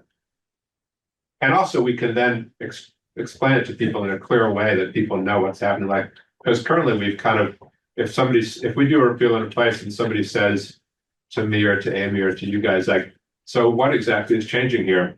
Like, I've got it's like a 10-page list, of what all the changes. I mean, it's so many changes, even though individually they're not massive. There's just so many different changes happening. It's hard for people maybe to get a grip on it, or people may say, well, I'm opposed to these 3 changes, so I'm going to vote against the whole thing. That's the. Well, I think a number of things that got changed, they had to get changed. So Yeah. they weren't quite It's gonna have to be changed at some point. Pardon? Yeah, They're they're gonna have to be changed at some point. Yeah. Tag, any other questions there on that one? No, except, as far as change management goes, it really is that simple. I mean, if you're doing, as Amy pointed out, the strike through and bold or underline style of markup, town meeting style. Those can be enumerated. How many are there? 20 changes, 50 changes, 100 changes? And then they can be annotated as to whether they're simple nomenclature changes or if there is any impact, or if they're, unavoidable, as we're saying, like Scott just said it. Some of these things have got to be done. And so we want to be able to make that step forward to bring us closer to compliance without triggering a wholesale change order from the AG. And I'm just seeking a way to do that. Some small steps. Can't take too big a step.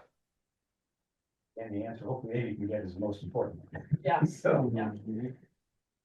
Yeah, so Amy, why don't you just communicate to Matthew and he can let us know? Yeah. Yeah. I'll send a call him tomorrow. I think, when is our next meeting? Is it like the first? It's January 12th, I believe.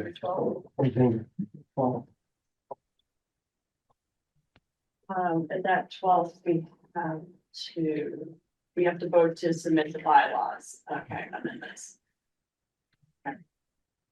Well, I think my impression from the town manager's office, and Amy can correct me or jump in, is that they want the draft by the end of December at the very latest, preferably within the next few days, the draft of what these warrant articles would actually be, the language of these zoning bylaw amendments, the actual warrant articles themselves. Is town hall open the week after Christmas? Yeah, I'll be here. Okay. Is your office working then? Would it be possible, do you think, to get answers from the state, like coming up by then? That I don't know Yeah. if they're working or not, but I can call them. I guess, so.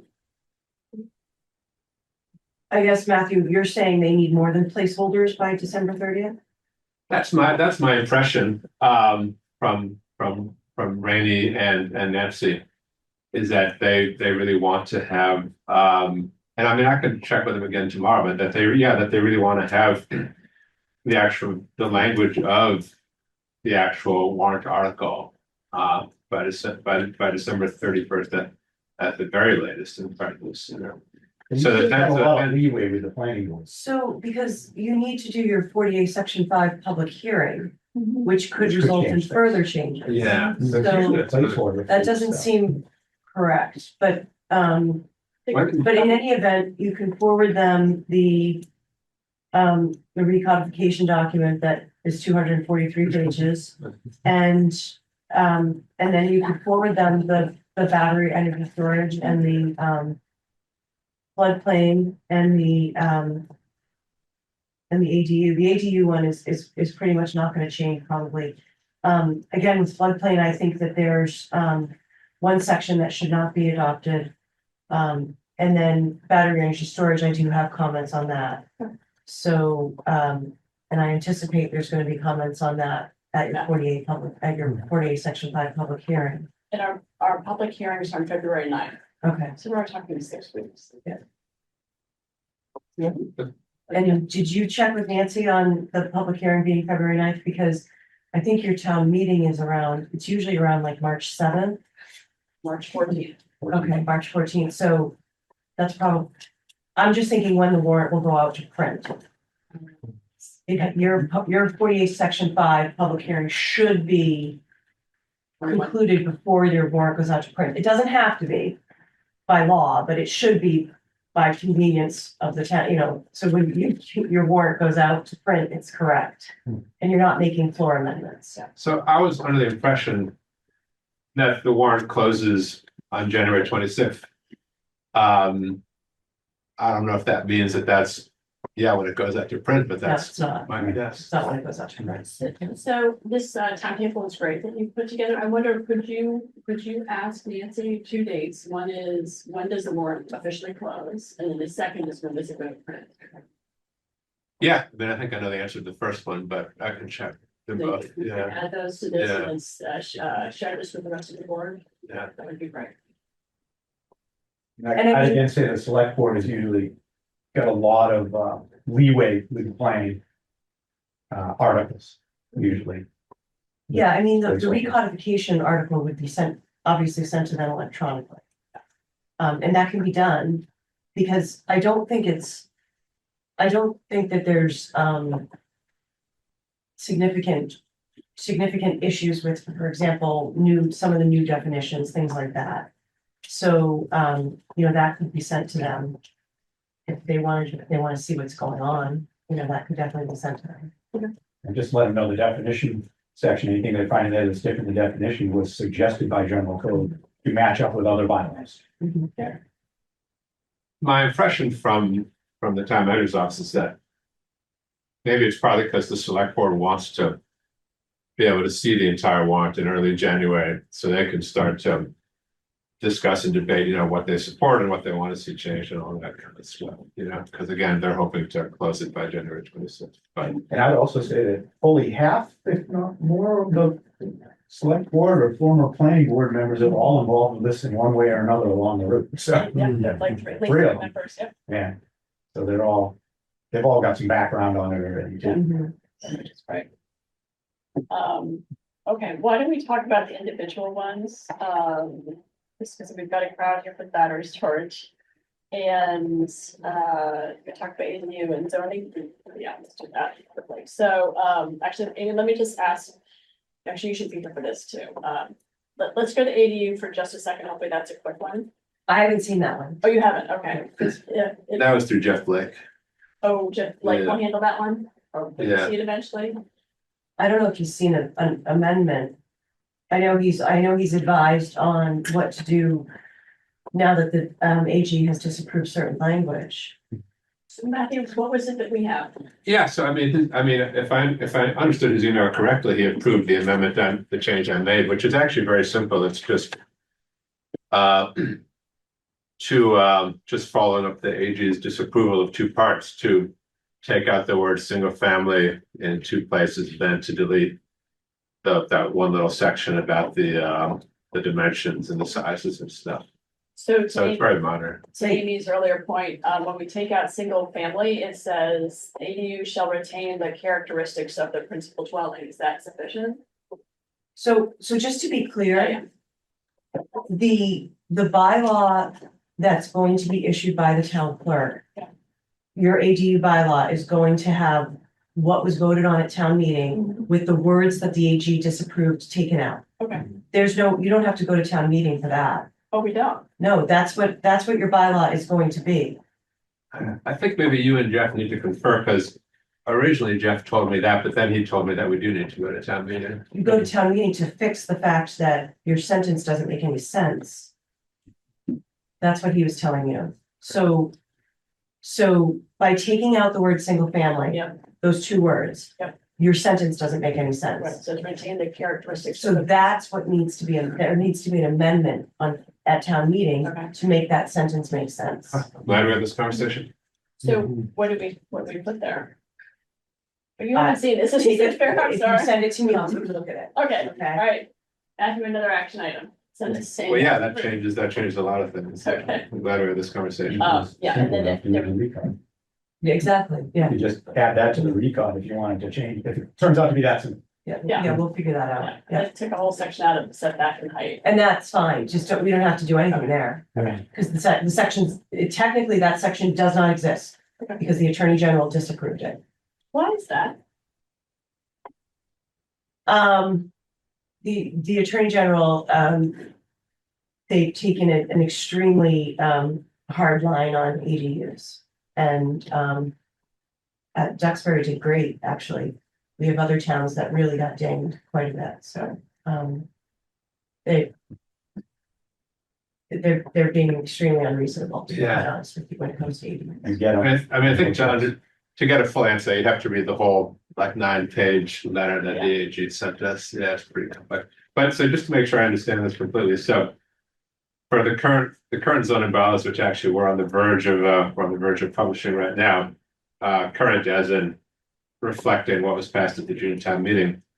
Obviously, the entire MBTA community was approved, so that's fine. And then for the ADU one, we can just put in what was passed at town meeting with those two portions the AG disapproved taken out. And that's what we should do, is what you said. Yep, and there's two ways to do it. You either take the words completely out, or you just have them in your bylaw strike through. with a footnote, as you know, disapproved by Attorney General on certain such and such. All right. So we don't, this doesn't have to be a separate article, it's just gonna go in the recodification. Okay. And then we'll fix the fact that the sentences not make sense. Okay. Do you recommend versus taking them out versus the strike through? Do you recommend one or the other is better? It's however the planning board wants to. Simplify and just. Put it in the recod. I think that's. I guess I'll just take them out, I guess. Yeah. Did not follow the strike through. Tag, you okay with that? Sorry. go ahead. Well, we're talking about different things because Matt, you're saying you're working on the publication of our as-is bylaws that we're currently trying to enforce, right? Yeah, what, And in that one, I think it does make sense to show what we passed at town meeting and then show the strike through from the Attorney General to communicate that to people, because otherwise we don't pass the transparency test. that's fine with me. How do the other board members feel about it? I don't understand. So I think the two alternatives are just to leave the text out completely that the AG disapproved. Or to strike it through so that people can see exactly what the AG did disapprove. When we put it into the recodification. No. No, just what the Just current that. zoning bylaws is gonna actually So be. the town clerk has to Update. update bylaws Yeah, I think. based on your town meeting. So Tag, I understand what you're saying for transparency. Yep. But I don't, we don't have any strike throughs to the rest of the bylaw. I don't think. No, you don't. Well, the question then for the ADU piece is, we have a broken sentence. The AG broke the sentence. It just says retain characteristics, right? Unqualified. We don't know what characteristics means. So by publishing that fact, now we have something to be addressed. The idea of slipstreaming it into recodification, again, you're coloring outside the lines. That's not recodification anymore. That's a correction. I'm trying to shrink recodification, not add things to it at this point. All right, so this actually has nothing to do with recodification. Right. It's just a question zoning bylaws are gonna say. And actually, it does, even without the word single family, it still does kind of make sense. It just says any attached or detached protected use ADU shall retain the characteristic of the principal dwelling. Which might be a little bit silly, but it does make sense. It's kind of logical, and I think there's a meaning there that's pretty clear. I don't think anybody's gonna think that something's missing. But I guess it's up to the planning board. I mean, I can obviously, it's the planning board's decision whether they want to. But these strikes, you need to strike them in the recod also. Obviously, the AG struck them forward. Yeah. Yeah, well, I think Amy and Jeff are going to talk and get back to us about what they would recommend. Sure. But how do we want to proceed with this? Lauren, were you gonna say something? Will this have to go back to the Attorney General after we change it? Your change, no, what the Attorney General approved and disapproved, that goes into your updated bylaw. And then if you make a change to, if there's a zoning amendment that changes your ADU bylaw, meaning that those sentences changes, yes, that goes back to them. If you put another word in there to replace what they have, they would want to see it. If you just go with what they gave you, you're done. You're done. Oh, And then all we would have to do is, So we in the could, recodification, we'd have to fix it to reflect that. we could put adjacent in it instead of single family. But we would have to go back to the Yeah, Attorney yeah, General. correct. Honestly, the way that it is written, it is fine because it's principal dwelling. So, you know that it has to retain the characteristics of the principal dwelling on the property. And so, I'm sure Jim Wazalewski would have no problem, interpreting that. so to Tag's point, we would want to figure out a way that we're communicating that there was a change somehow, somewhere, correct? By the AG. By the AG. Yeah, and that's handled in the publication of the current bylaw. The Attorney General's letter is public record. Yeah. So, and it has to be posted, so, but They I don't can, make it- guarantee nobody reads those but me, so. Sorry, Scott, what did you say? That's it. If that being the case, then that's just how the bylaw's been approved. Town voted it one way, but the AG said this Yeah. way, now it's approved the way the AG said, Yeah, whether the town likes it or not, basically, so that comes down to. And it's really, I mean, If you're gonna it's, add another word there, you're just playing semantics with the it's such a minor change. I don't think anybody's gonna care. I mean, it's really a trivial thing. I think it's not gonna be. I think you could, obviously, could somehow mention it, put out in the clipper or whatever, that, you know, we I don't think- were approved, but not for these two things. I don't think we need to worry. Why even bother? Yeah, I wouldn't Why worry even about bother? it. all right, let's then talk about, is anybody, any other thoughts on the, ADU? Sort of sounds like we're gonna hear back from the legal team, okay. All right, why don't we move on to the battery energy storage systems bylaw? We have a group here who would like to talk about this. Have you had a chance to take a look at what we have put together? Any suggestions? I think we do. Chief. Also, outside of recodification. All right, thank you, Scott. Thank you. That's Can you give me a buzz? Thanks. I'm Stu McEntee, so Kim and I are, and Jake Ball from those. That's my, he's my. Can we hear what Amy had to say or her? Oh, yes, feedback? Amy, let's go ahead and do that. Because that might, That might Circumvent answer some a questions. lot or of things that suggestions. we may suggest. Yeah, I love that. Sure, so, did they get a copy of my comments? Yes, not your comment, some of the draft. Comments. So, The, I saw- that I sent over today. The planning board did, but nobody else. We Oh, so, did you bring it? Okay, so I only have one copy. Um, On there, where tags in, there should be one in there. so, there's an overall concern, which is that, there's the Tracer Lane case, which, determines that, in Waltham, Waltham allowed 1 to 2% of the city to, they allowed solar on 1 to 2% of the city, and Tracer Lane, the Supreme Judicial Court said that that's not enough. So under 40A, Section 3, there are certain uses that towns are not allowed to regulate, and that is education and religion, and childcare. And then there are, in 48 Section 3, there's also uses that cannot be unreasonably regulated, which is, for example, agriculture. And that is solar. So solar is under 48 Section 3, paragraph 9, and it says that a town may not unreasonably regulate solar. So the SJC held in Tracer Lane, they held that allowing solar in 1 to 2% of the town is not enough. Unfortunately, we do not have a case that says what is enough. There's cases since Tracer Lane that, some say 10 to 12 is not necessarily enough, 10 to 12% is not necessarily enough. We think perhaps 20% of a town would be enough. But again, we don't have anything to go off of. So we want to be very careful when we're looking at battery energy storage. Your bylaw was based off of West Newbury, which was approved by the Attorney General. So we want to make sure that when we're making changes to that, we don't go more restrictive and limit where solar can be allowed. So that's just an overall comment. The next comment is striking the language about the quality of life, and simply just track the language of 48 Section 3, paragraph 9, which is protecting the public health and safety and welfare.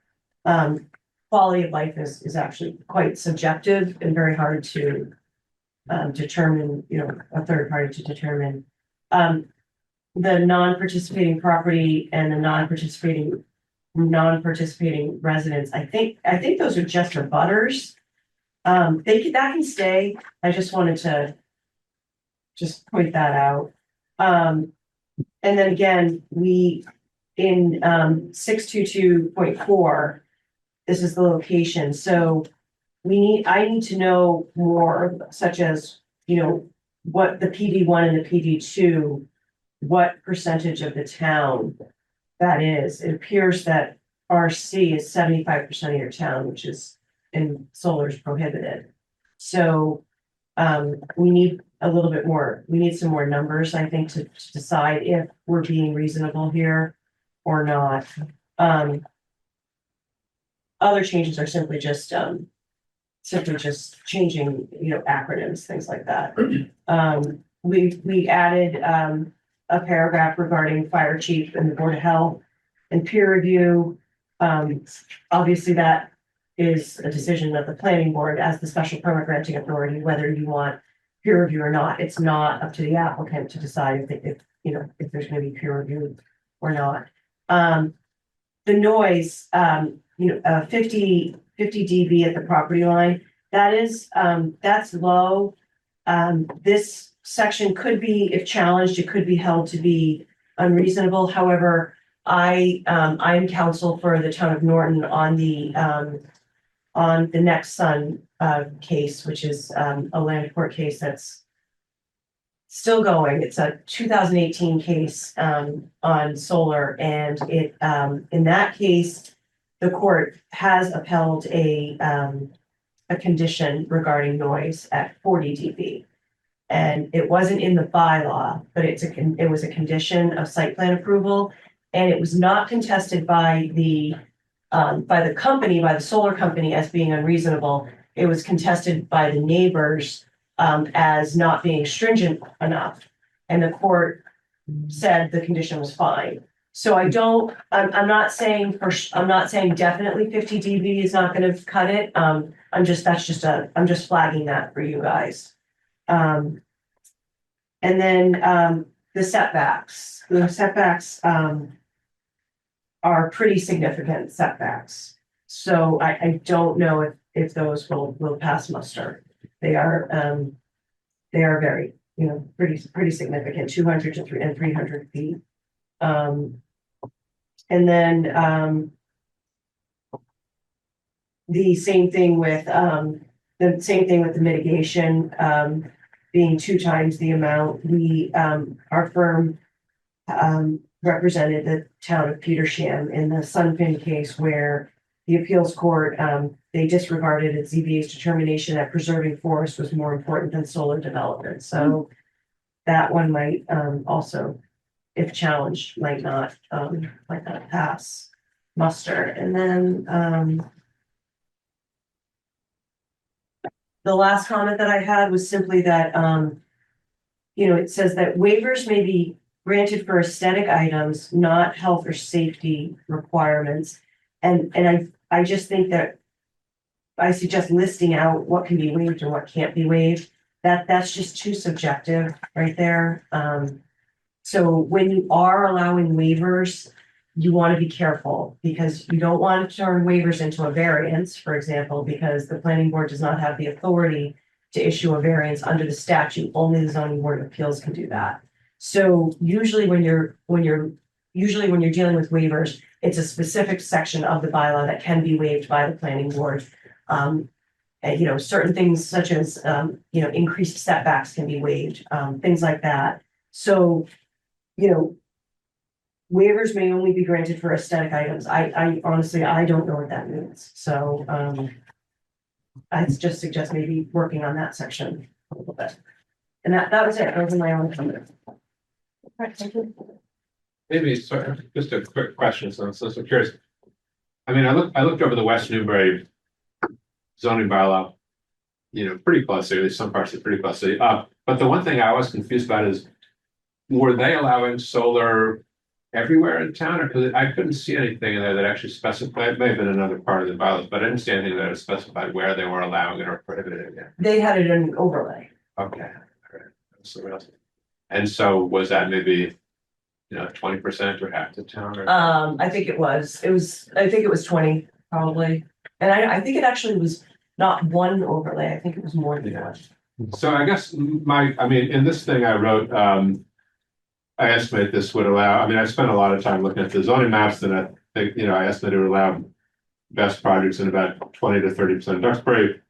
I looked at the maps again today, and I think that estimate might be a little bit too high. I'm thinking maybe more like maybe 15 to 20% would be my guess, but it is kind of a guess at this point. We'd have to sort of do some more analysis to really say for sure. But it's probably between 10% and 20% would be my guess. I'm pretty sure. And so I guess that's pretty low, but it is more than tracer, so I guess it's probably a bit of a gray area, maybe. Yeah, I mean, Yeah. The line is somewhere between 3 and 53%, really. And there's some cases that say 10's where the line is, some cases say 25, so. we have a case, that we're arguing currently, or in the near future, that's 10. It's 10%, so we'll see, we can let you know how that one goes, turns out, but. I guess it just depends, yeah, whether we want to go for it or whether we want to play it safe. I mean, we could Well, easily. I think the question is, is you want to keep it out of RC, correct? Yep. And then I think you work from there. So RC is 75% of your town, estimated 75% of the town is RC. So you now have 25% to work with. So, for example, do you have an option to allow it in waterfront scenic area overlay district, to allow it in your dunes protection district, flood hazard areas, wetlands protection, aquifer protection? It doesn't seem like those are options that you would want to see battery energy storage in any of those zones. So you might be at a point where you just have to go with what you think is right, which is to put it just in the PD 1 and 2. And see if it's challenged, we might, see how it goes, but I'm assuming you don't want it in the, for example, waterfront scenic area overlay district. I can't imagine that the town's gonna vote to have a battery energy storage facility in that. Yeah, that was my thinking, like, we obviously, we don't want it in, floodplains and wetlands, and, because there's the danger of like chemicals leaching into the ground and water and the groundwater and so forth. Obviously, we don't want it in the dunes, which is right along the ocean.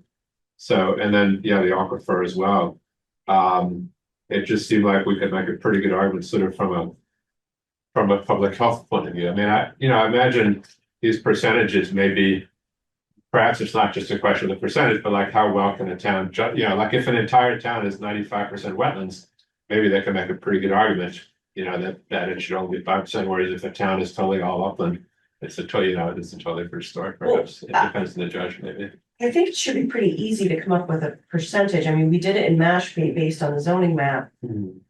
So if you just back out all of these districts, we should be able to come up with a percentage. Yeah, I think we should better try to do that. Yeah, GIS will let you do it. Yeah. Okay. Well, I don't know if we have, do we have GIS in any of this? Yeah. So it might be possible. Hold on a second. Any questions from the board? I did actually. So I'm looking at the definitions, and we have the definition of battery energy storage system. It says a collection of device use batteries to absorb energy. So that was definition seems a little unclear. Yeah, sorry, that was a typo on my part, I think. There was no definition of BESS at first. There was the BESMS, which is the battery electric storage management system, which is the safety features of it. So that came from 164. Yeah, I took that from the state law, and slightly modified it, but it's mostly what the state says BESS is. I see. So I think we are missing a word. Yeah. it's a collection of devices. Yeah. All the devices. Uses batteries. Yeah, we'll have to check on that. Uses batteries I'll check on that. to absorb energy. Yeah. Maybe which uses. Yeah. That's easy enough. Tag, any questions? Well, questions, not specifically, I mean, I guess, we're hung up on these numerical limits, and I'm concerned that there seems to be a reach for some sort of absolute standard, but as Matt pointed out, it's entirely local. It depends on the specifics of the land within the town. So I would argue that the percentage here would be much lower, simply because of the existing residential use and the fact that it's incompatible with residential use. It's just a fact of the land.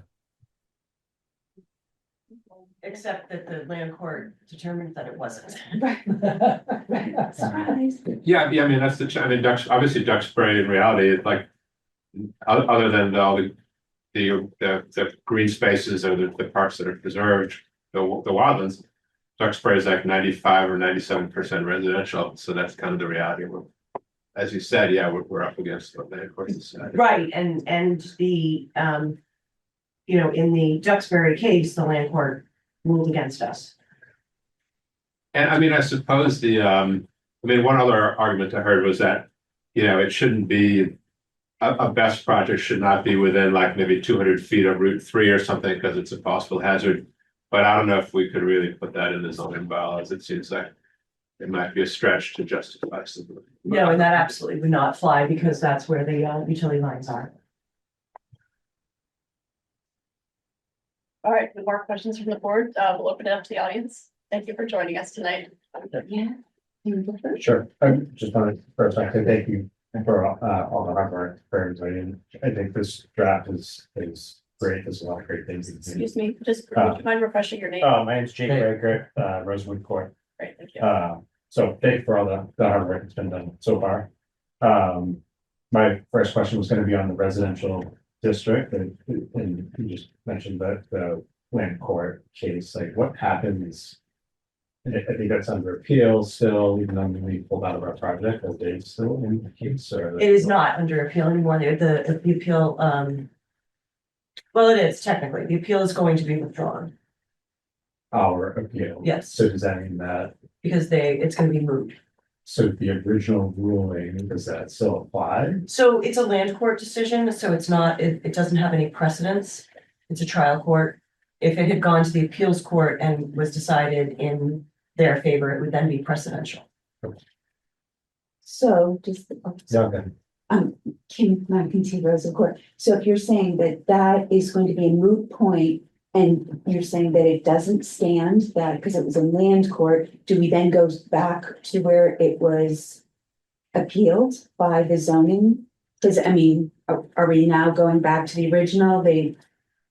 We're here discussing a bylaw Yes. for battery energy storage. So, once your bylaw is in place, you have no bylaw right now.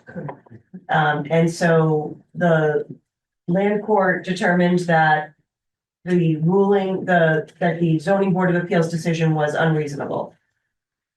Because there's no bylaw and solar is only allowed right now. Solar is only allowed, I think it's actually just one property in town. There was also other nuances to that case, which is, was this truly solar? Because in that instance on West Street, the battery energy storage facility was not just storing solar. So that was our argument, and that was what the court determined, that it was considered solar. But that's a factual basis that would be dependent upon each project that came before. But talking about a bylaw, you are proposing to keep it out of the RC and protect, assuming that you can get over 10% of your town to allow an area to allow battery energy storage above 10%, I think we would be comfortable with that. But again, we just don't have an answer.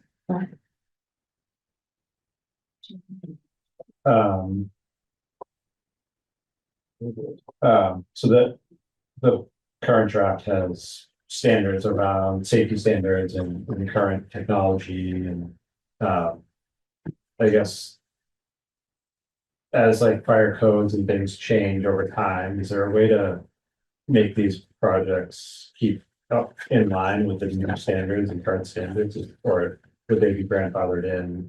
No, they wouldn't be, because those are state standards, Yeah. so they have to abide by those, no matter what. So So for- as the standard becomes tougher. Yeah. They would have to step up their risk.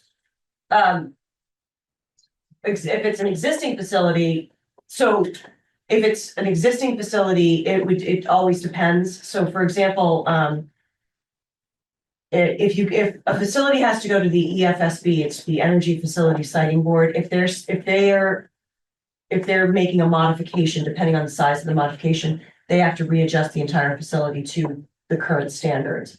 But if it's an existing facility and the the state standards are risen, they can still operate because they are an existing facility. And there's nothing we can do about that, so.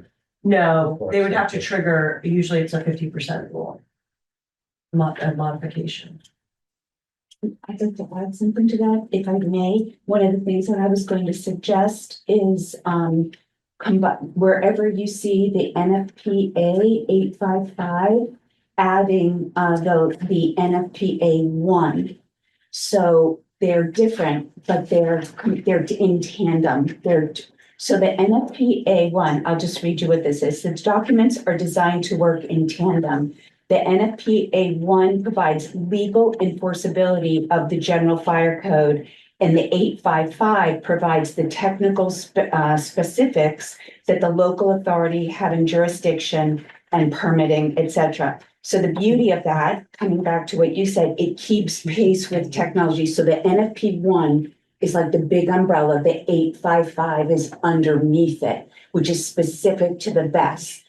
So it gives another level of fire safety that we could pull from and protect ourselves. But again, coming back to this, by referencing the current editions of both documentation, the bylaw would ensure that the community benefits from the latest safety research and best practices, which are frequently updated for rapidly evolving energy technologies. So by putting the NPA 1 in, they do have to start to abide by the changes. They're not, I think, this is what my research tells me. But anyway, it's an easy add and it gives us another level of, and the state also has both in. Like if you look at the state laws, they have the 855 and they have the 1. So we're not contradicting the state, we're mimicking the state.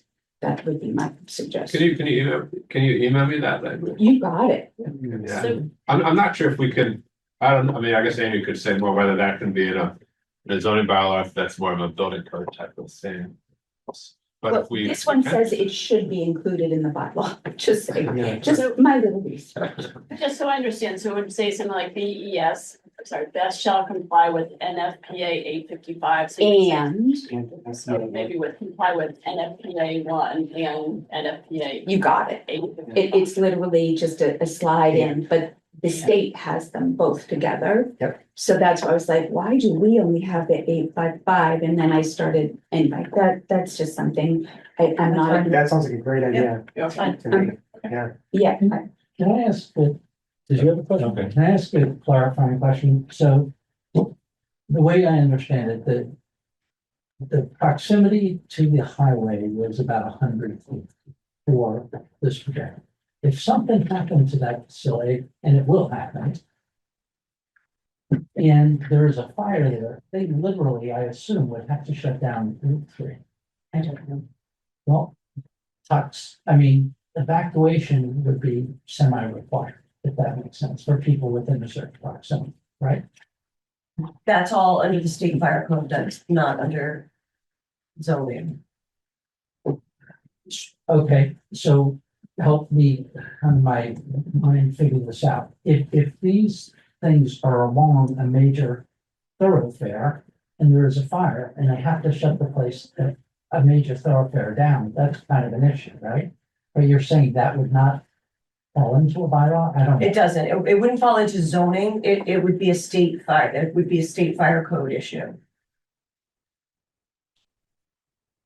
I think if you probably, I mean, I imagine if you looked at every highway, there are lots of, factories and other kind of industrial energy facilities that are often fairly close to highways. It may not be a good thing, but that's the reality. So it seems like would be a stretch to kind of prohibit this one. I don't know. I'm asking because if there is an issue and you have to evacuate and they shut the highway down, that's kind of an issue for everyone. Yeah, that is. Is it possible, excuse me, Kim, on Roads of Good, is it possible to address it by just, because there's so many people that would be consulted, because when we consulted with the state police, I think we said this in an earlier meeting, they said, are you guys crazy? The state police were like, that's our highway, you're 100 feet from the highway, so somebody should have at least talked to us. I'm not saying prohibit it, but they should be part of the planning process, just like the fire chief, just like the Duxbury, because it involves all the towns at 250,000 people moving on Route 3 a day, right, in and out. That affects way more than just, and if you did your evacuation zone, so I'm agreeing, it can't be maybe something that prohibits it, but they should at least be part of the conversation is my thought. With all those other people as part of the fire protection and safety that the state police, again, depending on how close, but as Amy was saying earlier, there's only one property right now that's zoned and it's right next to 3. So if it were closer to the ocean, it might not be the same effect, but being right there, I don't know. Anyway, just thought of. I remember you said that, I'm glad you said it again, because I couldn't remember what the group was, so I wonder in that section, I think it's 622.6A. Well, right now we shall transmit copies to the fire chief and board of health. I wonder, would we also add and state police, or would that be kind of out of place? Never seen that. Okay. I I was just, I mean, I don't know who you would even send it to. yeah, Could do the local. I mean, the police chief local, and have- yeah. You can do whatever. Yeah, I mean, Police I think the onus is on them, Yeah, and just. police chief is fine. because State, that's public safety, the right? state police, if they feel it's. Well, it does divide our town in half, Route 3. Yeah. I mean, it's part of our town, you know what I mean? So it depends on where you're putting this. So we're saying on this side, but it could be on the other side. I mean, we don't know where these might go in, right? So we're just saying it's a bigger thing for us because half of our town is on either side of Route 3. So anyway, and they would like to be involved. That's the other piece. They're saying, hey, that's part of our jurisdiction, so please involve us. Is there anything else that you? Did you guys have any more? I just have one more point Go on, ahead. I have some other. Go ahead. on insurance. So just trying to make sure that the town of Duxbury is covered in the case of a potential catastrophic event. So we have like commercial liability insurance in there, but I believe there's different types of environmental pollution. Make sure that hazardous cleanup and groundwater taps, things like that are protected. Is this, so you're talking for the town, or you're talking about like proof of liability insurance? Proof so that the operator would have. Whoever's making the money. They, Whoever they owns the should- contract. right. So the operator would have to provide, A bond. environmental Yeah. pollution liability insurance. So like, I think it's page, just actually the top, page 7 maybe. Proof of liability. Yeah, so, but what does that entail exactly? Are we actually covered or are we just putting something? Are we talking about the things, anything that burns from things? Are we talking about what happens when it pollutes our aquifer? Like that kind of thing? That's a liability That's a- insurance. I don't think that covers that. And can they just walk away? Yeah, can they go, well, we polluted everything, but we're out of here. No, they can't, under 21E, they can't walk. They can't away. take- They would be a responsible party. Okay. I have 2 more. Sure. So Amy brought it up, which was the peer review, because, New Leaf had their own professional engineer do all the documents, and we were all looking at them going, yeah, but you're like, how do we know? So so if it's a third-party professional engineer, great. If it's theirs, peer review. So I love that. The other thing, peer review penalties latest. Oh, the other thing was latest models. This is the other thing they were about to do it to us. They were about to saddle us with the oldest, most fire encouraging models that they could, because those are cheaper, right? It's just like any business. If it's the older model, it's not necessarily as, quiet. It's not as flame resistant and, so that should be part of that. We should at least know what it is that we're getting, because we didn't even find out about that until the end. They were just going to throw us junk and let us deal with that. So I don't know if that's something that could be part of it, that we know what it is that they're putting in specifically? Well, that would be part of the special permit review. Okay. We can't require that they put certain components in other than it has to be less than 50 dB, things like that, the components actually, but, Okay, so we but can't that see would be this. part of your special permit review. And peer review that would go with that. Right. Yeah. Okay, and one other one that I had was, there's a, we're talking about the 200 or 300 feet, and I know that that's pressing a limit, but there's lots of people that have 600. I mean, again, I don't know that they were approved by our AG, but there are a lot that have 600 feet and 800 feet, and the Braintree guy says they shouldn't be closer than 1,700 feet, so it depends, right? But anyway, there's one section that talks about 10 feet. It said, which seemed, it's about like, vulnerable structures being no closer than 10 feet. I was thinking that didn't make any sense to me at all. Let me see what. I think that's probably maybe within the battery energy storage complex perhaps. It says, It in is. addition, yeah, it is, F, it's 6.622.6 and then F. And at the bottom of the page, it says, in addition, a minimum of 10 feet must be maintained between the best components and all buildings, stored combustible material, hazardous materials. 10 feet, that doesn't seem. Is that weird to anybody else besides me? That, I don't know. Hazardous high piled storage means personal means of egress. I don't know. So if you, they have to be a minimum of 10 feet. If not, you're gonna have, Shouldn't it be you're bigger? just gonna have a humongous area of all of these things. You don't want that. Yeah, I mean, I guess if you made it 30 feet, then you're just spreading everything out even more. I mean, I hear what you're saying. I Well, mean, part of the reason that these are potentially dangerous, have proven to be dangerous, is that of that, what do we call that when they all go off one at a time? What is it? chain reaction. Yeah. Yes, Wow. it is what? Thermal runaway. Thermal runaway, yes.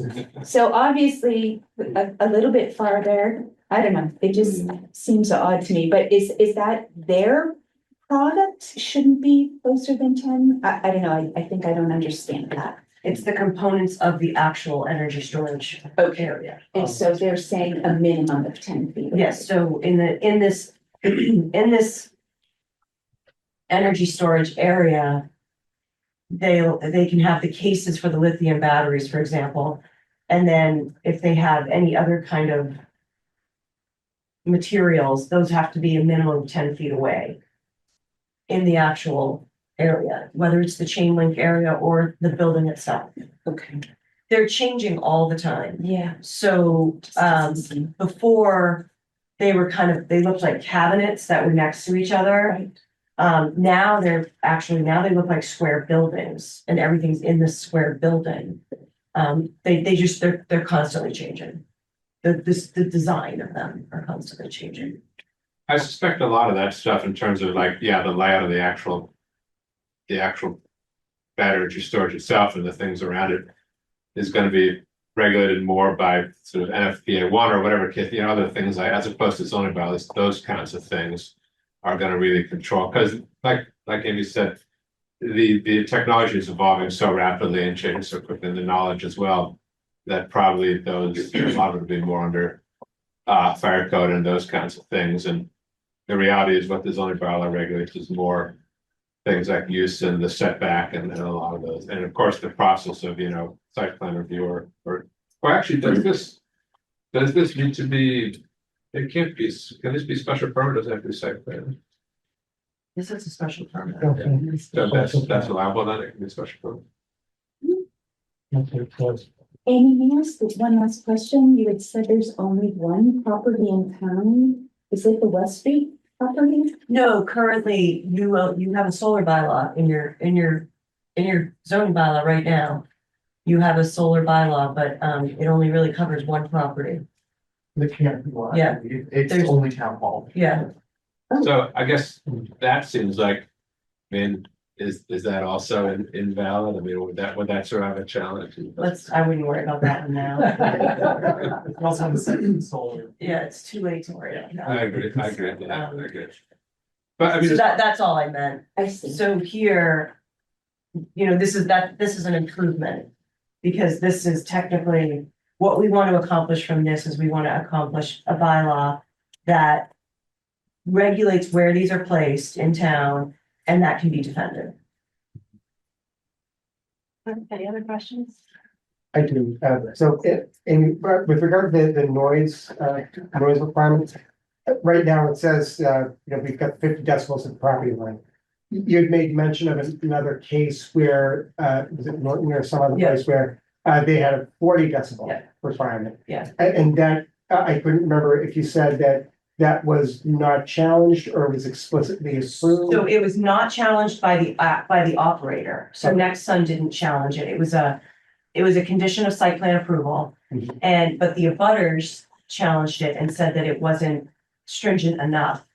And the court said, no, it was fine. Could So we they go left with it at 40? 40. Left to the point, okay. That's why I was just saying 50 might.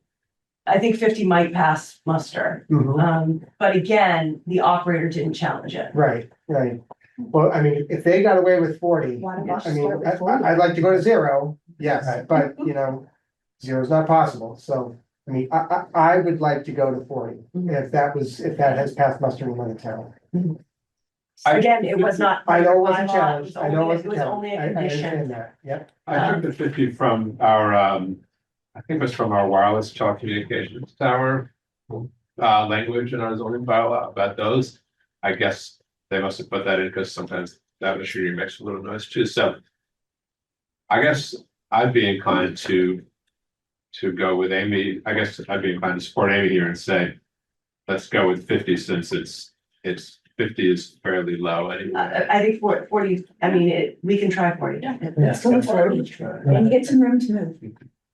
Is that an absolute sound or is it relative to like ambient noise? Because the houses that live along the highway have more. It's called background noise and it would be 50.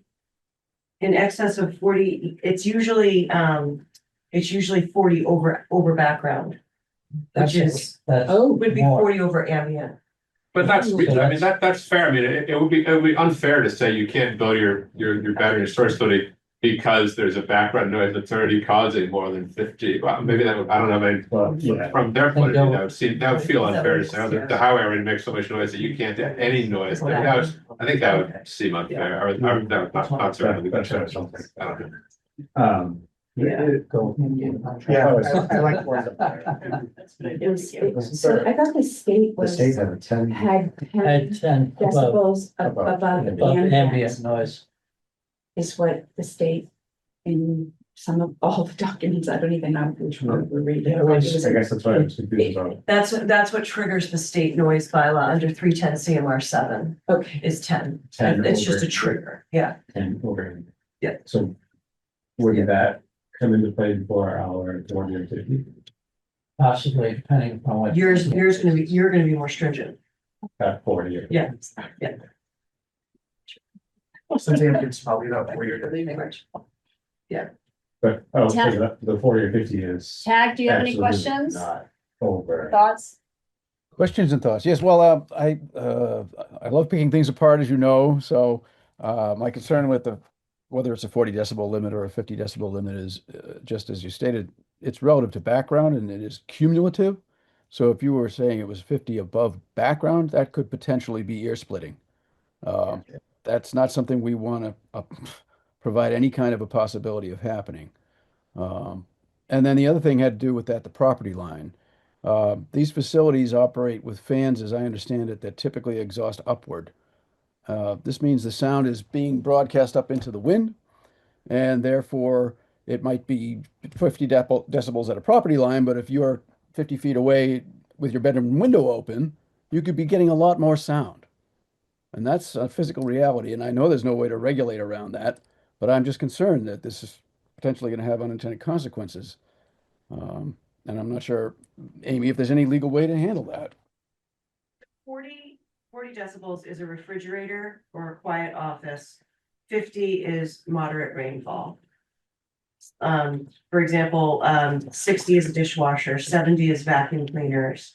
Right. Police siren. 90 is hair dryers, which I would think a police siren would be. Well, Well, they're hair I think the hair dryer, but I mean, if the hair dryer's right. I mean, yeah, or the hair dryer's broken. 100 is motorcycles, things like that. So I mean, when we're talking 40 and 50, we're talking very low noise. I guess I still don't get how we bridge from the mass 10 versus the 40 or 50.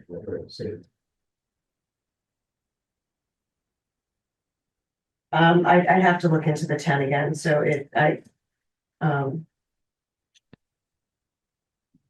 we're looking at the total noise. Do we have any other That's what it's questions? It's 47 decibels right now. I've got the app on my phone. Oh, That's 60, just the AC. 30. I know, it's just, I know, it's from the, Okay. anyway, it's, All right, it can be loud. any other questions? Anyone? I'm sorry, Madam Chair, if I may. So there's reference in here to an alternatives analysis. This is, let me see. Which one, where this is. This is 622.6. And it is 6A. Alternatives analysis. The applicant must include an analysis as to why there were no alternative properties or sightings on the specific property that balance the public safety and economic feasibility of the project. And that certainly sounds good in the abstract, but it doesn't say what the town has the power to do with that information. So I'm just wondering, would it be possible for us to include some kind of language, and this is not my wording, this is just a conceptual idea. Would we be able to include some kind of language that states that the applicable town officials would have sole discretion to determine whether the analysis is adequate and whether it demonstrates that the proposed siting properly balances public safety and economic feasibility? We can determine that. So I would very much like to have the ability to, have some discretion there. What? I don't think that they could have the sole ability. They would have a recommendation for you. They can have a recommendation regarding the alternatives analysis. Because it's on you as the planning board, as the special permit granting authority. So first of all, you can't give away your discretion. Okay. Second of all, it would survive a challenge to have just their sole discretion. An alternatives analysis is more, it's more to determine that this is the right spot for the facility, not the wrong spot for the facility. So that's why we do an alternatives analysis. But I can look into other bylaws that have alternatives analysis and find out what their languages are. And I can come back with something revised. That would be helpful. Okay. Yes, thank you. Yep.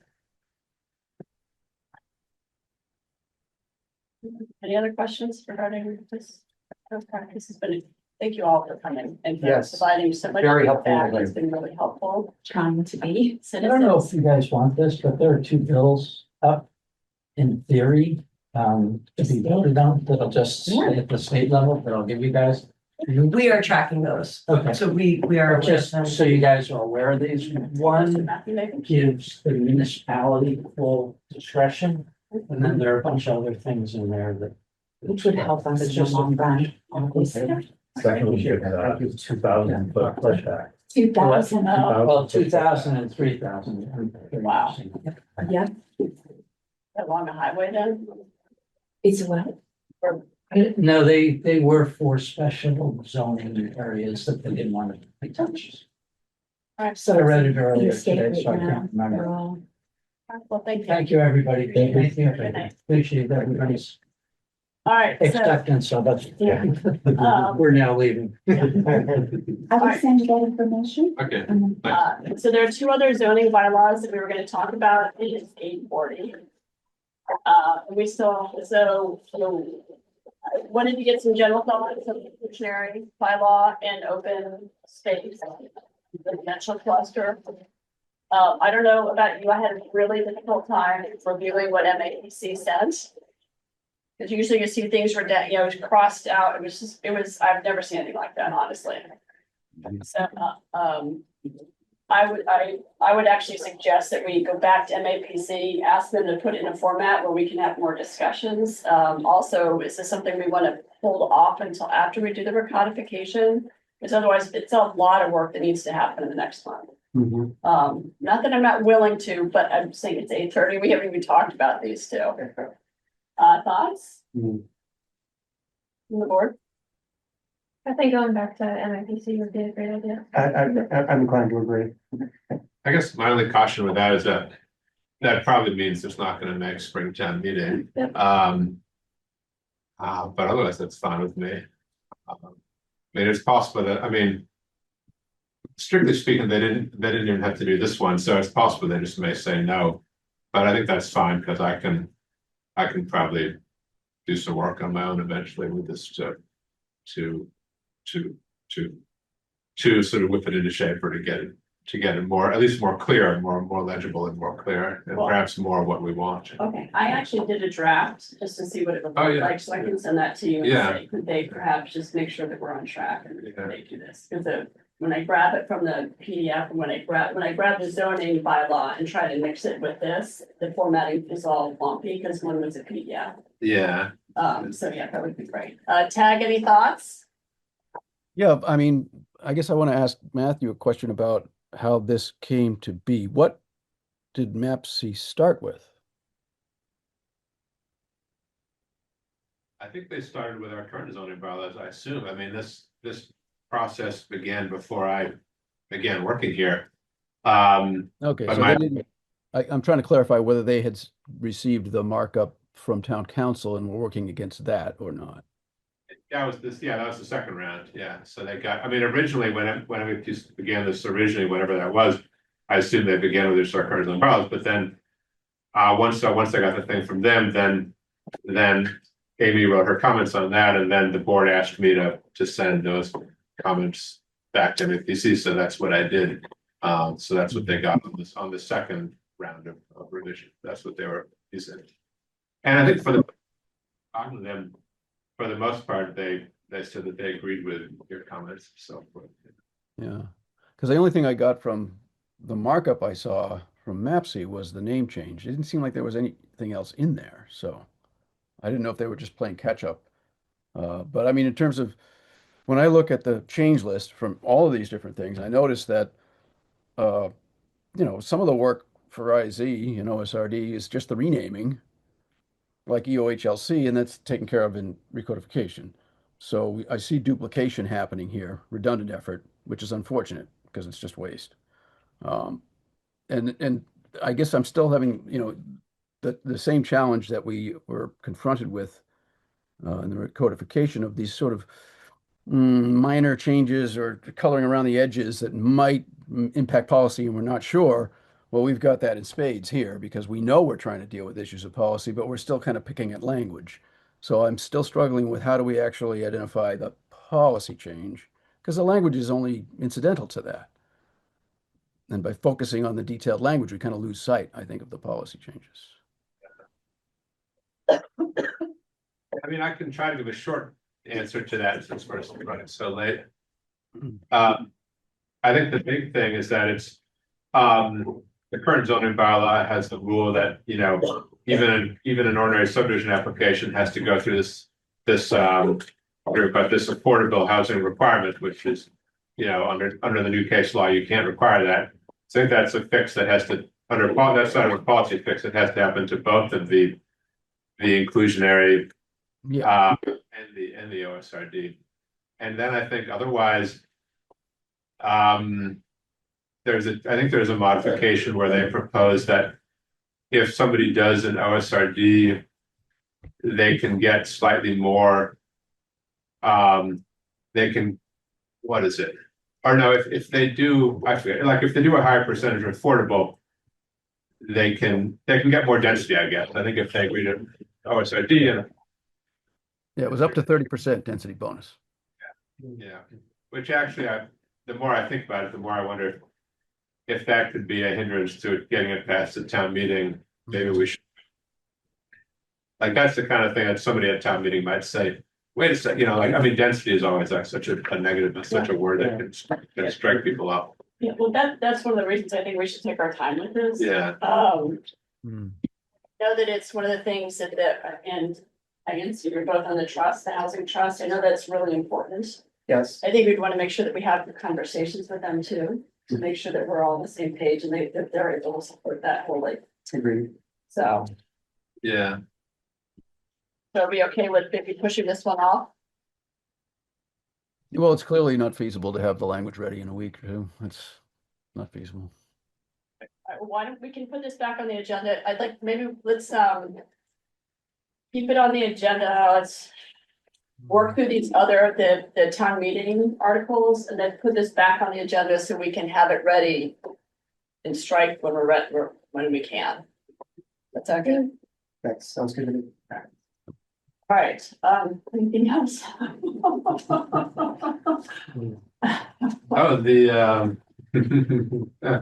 Oh, for the 40Bs, Yes. Right. Since it's, well, I guess it's up to you guys, I guess. I mean, I think the one thing, so I think can we let town council, they're fine, ready to. Yeah, is there anything else? So actually, maybe just some quick action items, just want to make sure we're on the same page. Yeah. So for floodplain, Emily's gonna take care of looking into the warrant article versus current, trying to figure out what's missing and why. We'll revise. And figure out why we're actually making changes to the floodplain bylaw. Okay, yes, so then I'm Matthew, gonna call, yeah. to talk It's your to. person, yeah. Actually, I would start with Lenore and talk to her, just find out exactly where she got that info. And then we'll revise Beth's. I think that came from DCR actually, so I believe that. Lenore was the one that brought it to us. Yeah, but I don't think she proposed that. Well, anyway, Yeah, so I would start with her, because she'll tell you exactly where she got it. And then we'll revise Beth's based on your comments. Or do you have any more edits you'll need to make? You want, yes, I want to look at alternatives analysis language. Okay, I can try and make some of the comments that were made here tonight. okay, The NFPA one is Yeah, easy. yeah. And I thought there was another easy one. Which one? Oh, adding police chief. And then, do you want to go down to 40 decibels? I was right in favor of Yeah. that, yes. So I can submit a new version. okay, yeah, that would be great. All right, so then we'll get that from you. That's, okay.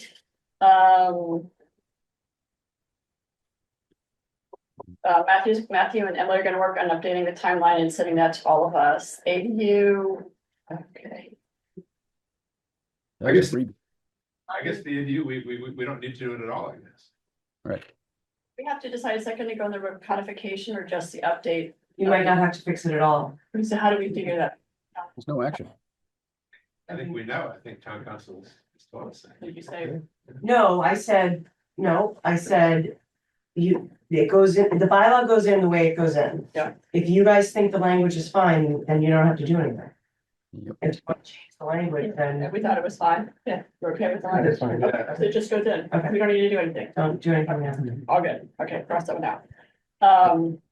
We're gonna ask MAPC to provide the red line version. I'll work with Matthew on that. And then I'm going to contact the AG's office about the recodification and reorganization Hmm. and how they are going to review it. Okay. Yeah, I guess we need to communicate as far as the feasibility of all. Okay, I think that's it. Okay. So thank you both. Thank you. Thank you very much. Sorry. Thank you. Bye now. Gave you a lot of good experience here tonight. I did, I'm sure I'll be back painting. Good to see you. Thank All right, you. it's going everywhere, I think. Thank you. Really appreciate your help with all of that. Thanks again. Thank you guys. Okay. Have a nice holiday. Thank you. You too, thank you. Appreciate it. Where was I? Oh, it's a 40B. I am totally great with that letter. You have a chicken. I read it, yes. It hit on some of the things that I had thought about, and in more detail, quite frankly. One thing that there's reference in here to, wanting to, incorporate housing or have housing that's more compatible with what seniors would be interested in having. And I thought that was great. I don't know if it's possible to do this. It probably isn't. But I'm gonna say it anyway. I would like on each of these, I would like to see at least one home that has at least one bedroom on the first floor that would accommodate, that might be something that encourages Are we allowed to participation. do that? That's why I said it, we probably can't, but I'm gonna say it anyway. I would like to see, at least one house with a bedroom on the first floor. I assume we could put that in the, I mean, we might not be able to enforce it, but I assume we could put in the letter, there's no harm, I think there's no harm in suggestions in the letter, but it might be, as Lauren says, it might be the kind of thing that the town have zero capacity to really condition or, yeah. I would not, Sorry, could I interject? I haven't seen a copy of any letter. Has it been circulated? it was in the package, I think. It's in the I packet think it's in the, Is it in the folder? with the 40B folder, In the 40B folder. that letter from me to Brian Glennon. Well, Steve, I'd like, I have a comment request letter. Is that what you're referring to? Dated today? AV memo comments about 474 Franklin Street. Oh, was it added recently? Is that why I didn't pick it up? Go back out online and see if it's there, and I'll try and catch up here. so Steve, you're just requesting that at least one house have bedroom on first floor. Yeah. well, I think maybe in that, the third to last bullet where it says many residents, especially retirees, have expressed interest in, okay, we might want to limit to there, just maybe another one. The board encourages the developer to consider offering a first floor living option Hmm. in each of these. Oh, I think that sounds even better. Yeah, Is that, 'cause that's the same idea, right? that's the same idea. I don't know how it's better, but thank you. Requesting, Well, yeah. That's a good idea. I mean, I like that idea. requesting that developer Consider consider offering first floor option. in each A location. single level option, a single level living option. Yeah. First floor. bedroom. That's actually a really great. Yeah, thanks, yeah. That's right. If only we can enforce it. Yep. Yeah. I mean, these are all suggestions. Yes. There any stronger language that we could use for the board recommends that the applicant avoid encroachment into wetlands buffer zone? Hmm. What recommends sounds. Soft. The top of. It's like really good. Well, isn't there the buffer zone, can they build, don't they have to? Can you build within the wetlands buffer zone? I don't think so. But They have to file with conservation. Yeah, Conscom, I think, can approve within it, like 100 but- feet. So that but that's their purview, not ours. Okay. Yeah. if we can't define. Hmm. I would like to say, you shall not, but Yeah, that's the reality, yeah.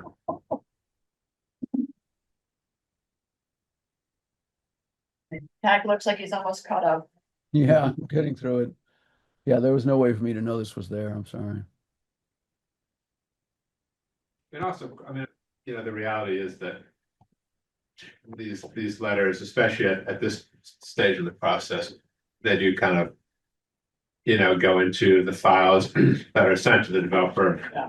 And they're not likely to, until there's a little bit more of a little bit more pressure of some form or other, they're not likely to deviate from the plan that they've prepared. But still, I think it's good to prepare the letter to put down our objections, but just be aware that, it is what it is. It's, but that reminds me, I believe for the other 40B, what's it called? The 934 Temple Street Villas at Keenbrook. I think the ZBA's first public hearing, that is January 15th. It's coming in January pretty soon. So if you're curious, I mean, I'm going to try to be there. If you're curious to see how these things happen, you can certainly come. And also, I guess for that one, I'm going to try to have a thing on the agenda for January 12th where, again, have a letter you guys can look at. To, because that's kind of the second chance again for the planning board to put in their input. For those projects. Can we ask them to extend the sidewalk onto Franklin Street since they do own some of that property? But there's an existing, I'm not sure. You need kind of to extend along the edge of Franklin Street. Yes, Yeah, I can put that in. I don't think there's really much.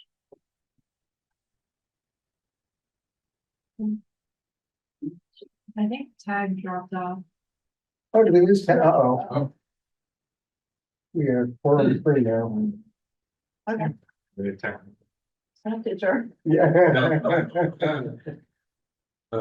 Yeah. Well, lucky we're here. Oh, he has reappeared. Sorry about that. Drop out. We almost got a quorum crisis there, Tag. Nope, just pretend that didn't happen.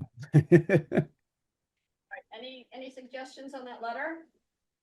Well, I always like to ensure that we're emphasizing that these, it's not just that there's a wetland budding, it's that they're both on the South River, in the headwaters area of the South River. And if there's any way for us to emphasize the water quality concern, not just in terms of the Aquifer Protection Overlay District, but the health of the entire ecosystem. South River drains into true Marshfield, but it drains into our environment.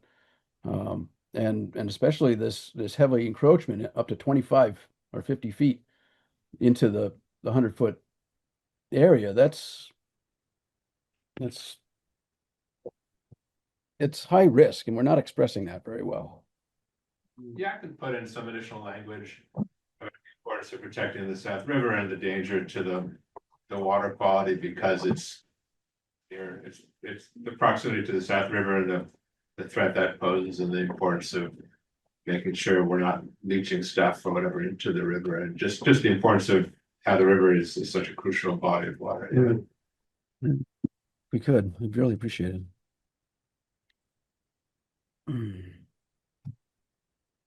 North Street ones. Any other thoughts? We covered everything on the agenda. Oh, let's see. Yeah. Director's report, we have that. Any quick questions? Good question. Yeah. For Matthew, Sorry, let me find the, give me just a second, sorry. I think a lot of it actually pertained to the codification. We covered. Yeah, I think we covered it all, yeah. I'm sorry, I've got to go back a little bit here. There's one more item that I'd be remiss if I didn't mention it, and if there's a way to include it in the report. I have to note that in the 474 Franklin Street development, the existing single-family home is ancient, 1730 by all estimates. So it's a under maintained historic resource of the town, and it's still standing. And so if there was any way for the developer to work with a partner or enter into some sort of a preservation contract to preserve that historic resource of the town, it would add a lot of value to the development and support, Duxbury values. And if there's a possibility that that could be retained, I feel we should at least mention that, the value proposition of that. 474 Franklin? Yes. The Delano House homestead. Yeah, I can put in some language emphasizing that and asking that it be preserved. Yeah, it was delayed. It was, ruled highly historic. It's on the state register and it had a year delay, which has expired. So is there a tag, is there somebody we could say we recommend you talk to or coordinate with on how to do that? Well, we usually refer people to the North Bennett Street School program. That's Michael Burry. Wait, what's it called again? North Bennett Street School. It's a trade school that has a program specializing in historic preservation. And they will often undertake projects like this. And I guess we should probably point out that, and it's, well, I'll mention it, that the demolition delay bylaw was revised so that the demolition permit expires after, I think, 2 years. And so there is a deadline related to that where they may need to reapply. I don't know. I mean, I mentioned it because we should be aware of it. If you want to include it in the letter, that's another point. Maybe we want to, I don't know, we should stay away from it. Yeah, maybe stay away from that. Yeah, just because it's not our purview, but we could certainly say. Do we encourage you to Yeah, meet with? yeah, This group? I'll try to weave it in there, encourage you to contact North Bennett Okay. Street School. All right, Tag, anything else? No, I'll stop there. Thank you. Anyone else? No. No, All right, anybody have a motion? so moved. Second. All right, any discussion? All right, it's roll call vote, start with Tag. Tag Gardner, aye. Bye-bye. Steve Gett, All right, thank you everyone for a good meeting, a long meeting, lots of interesting things going on here. Hmm.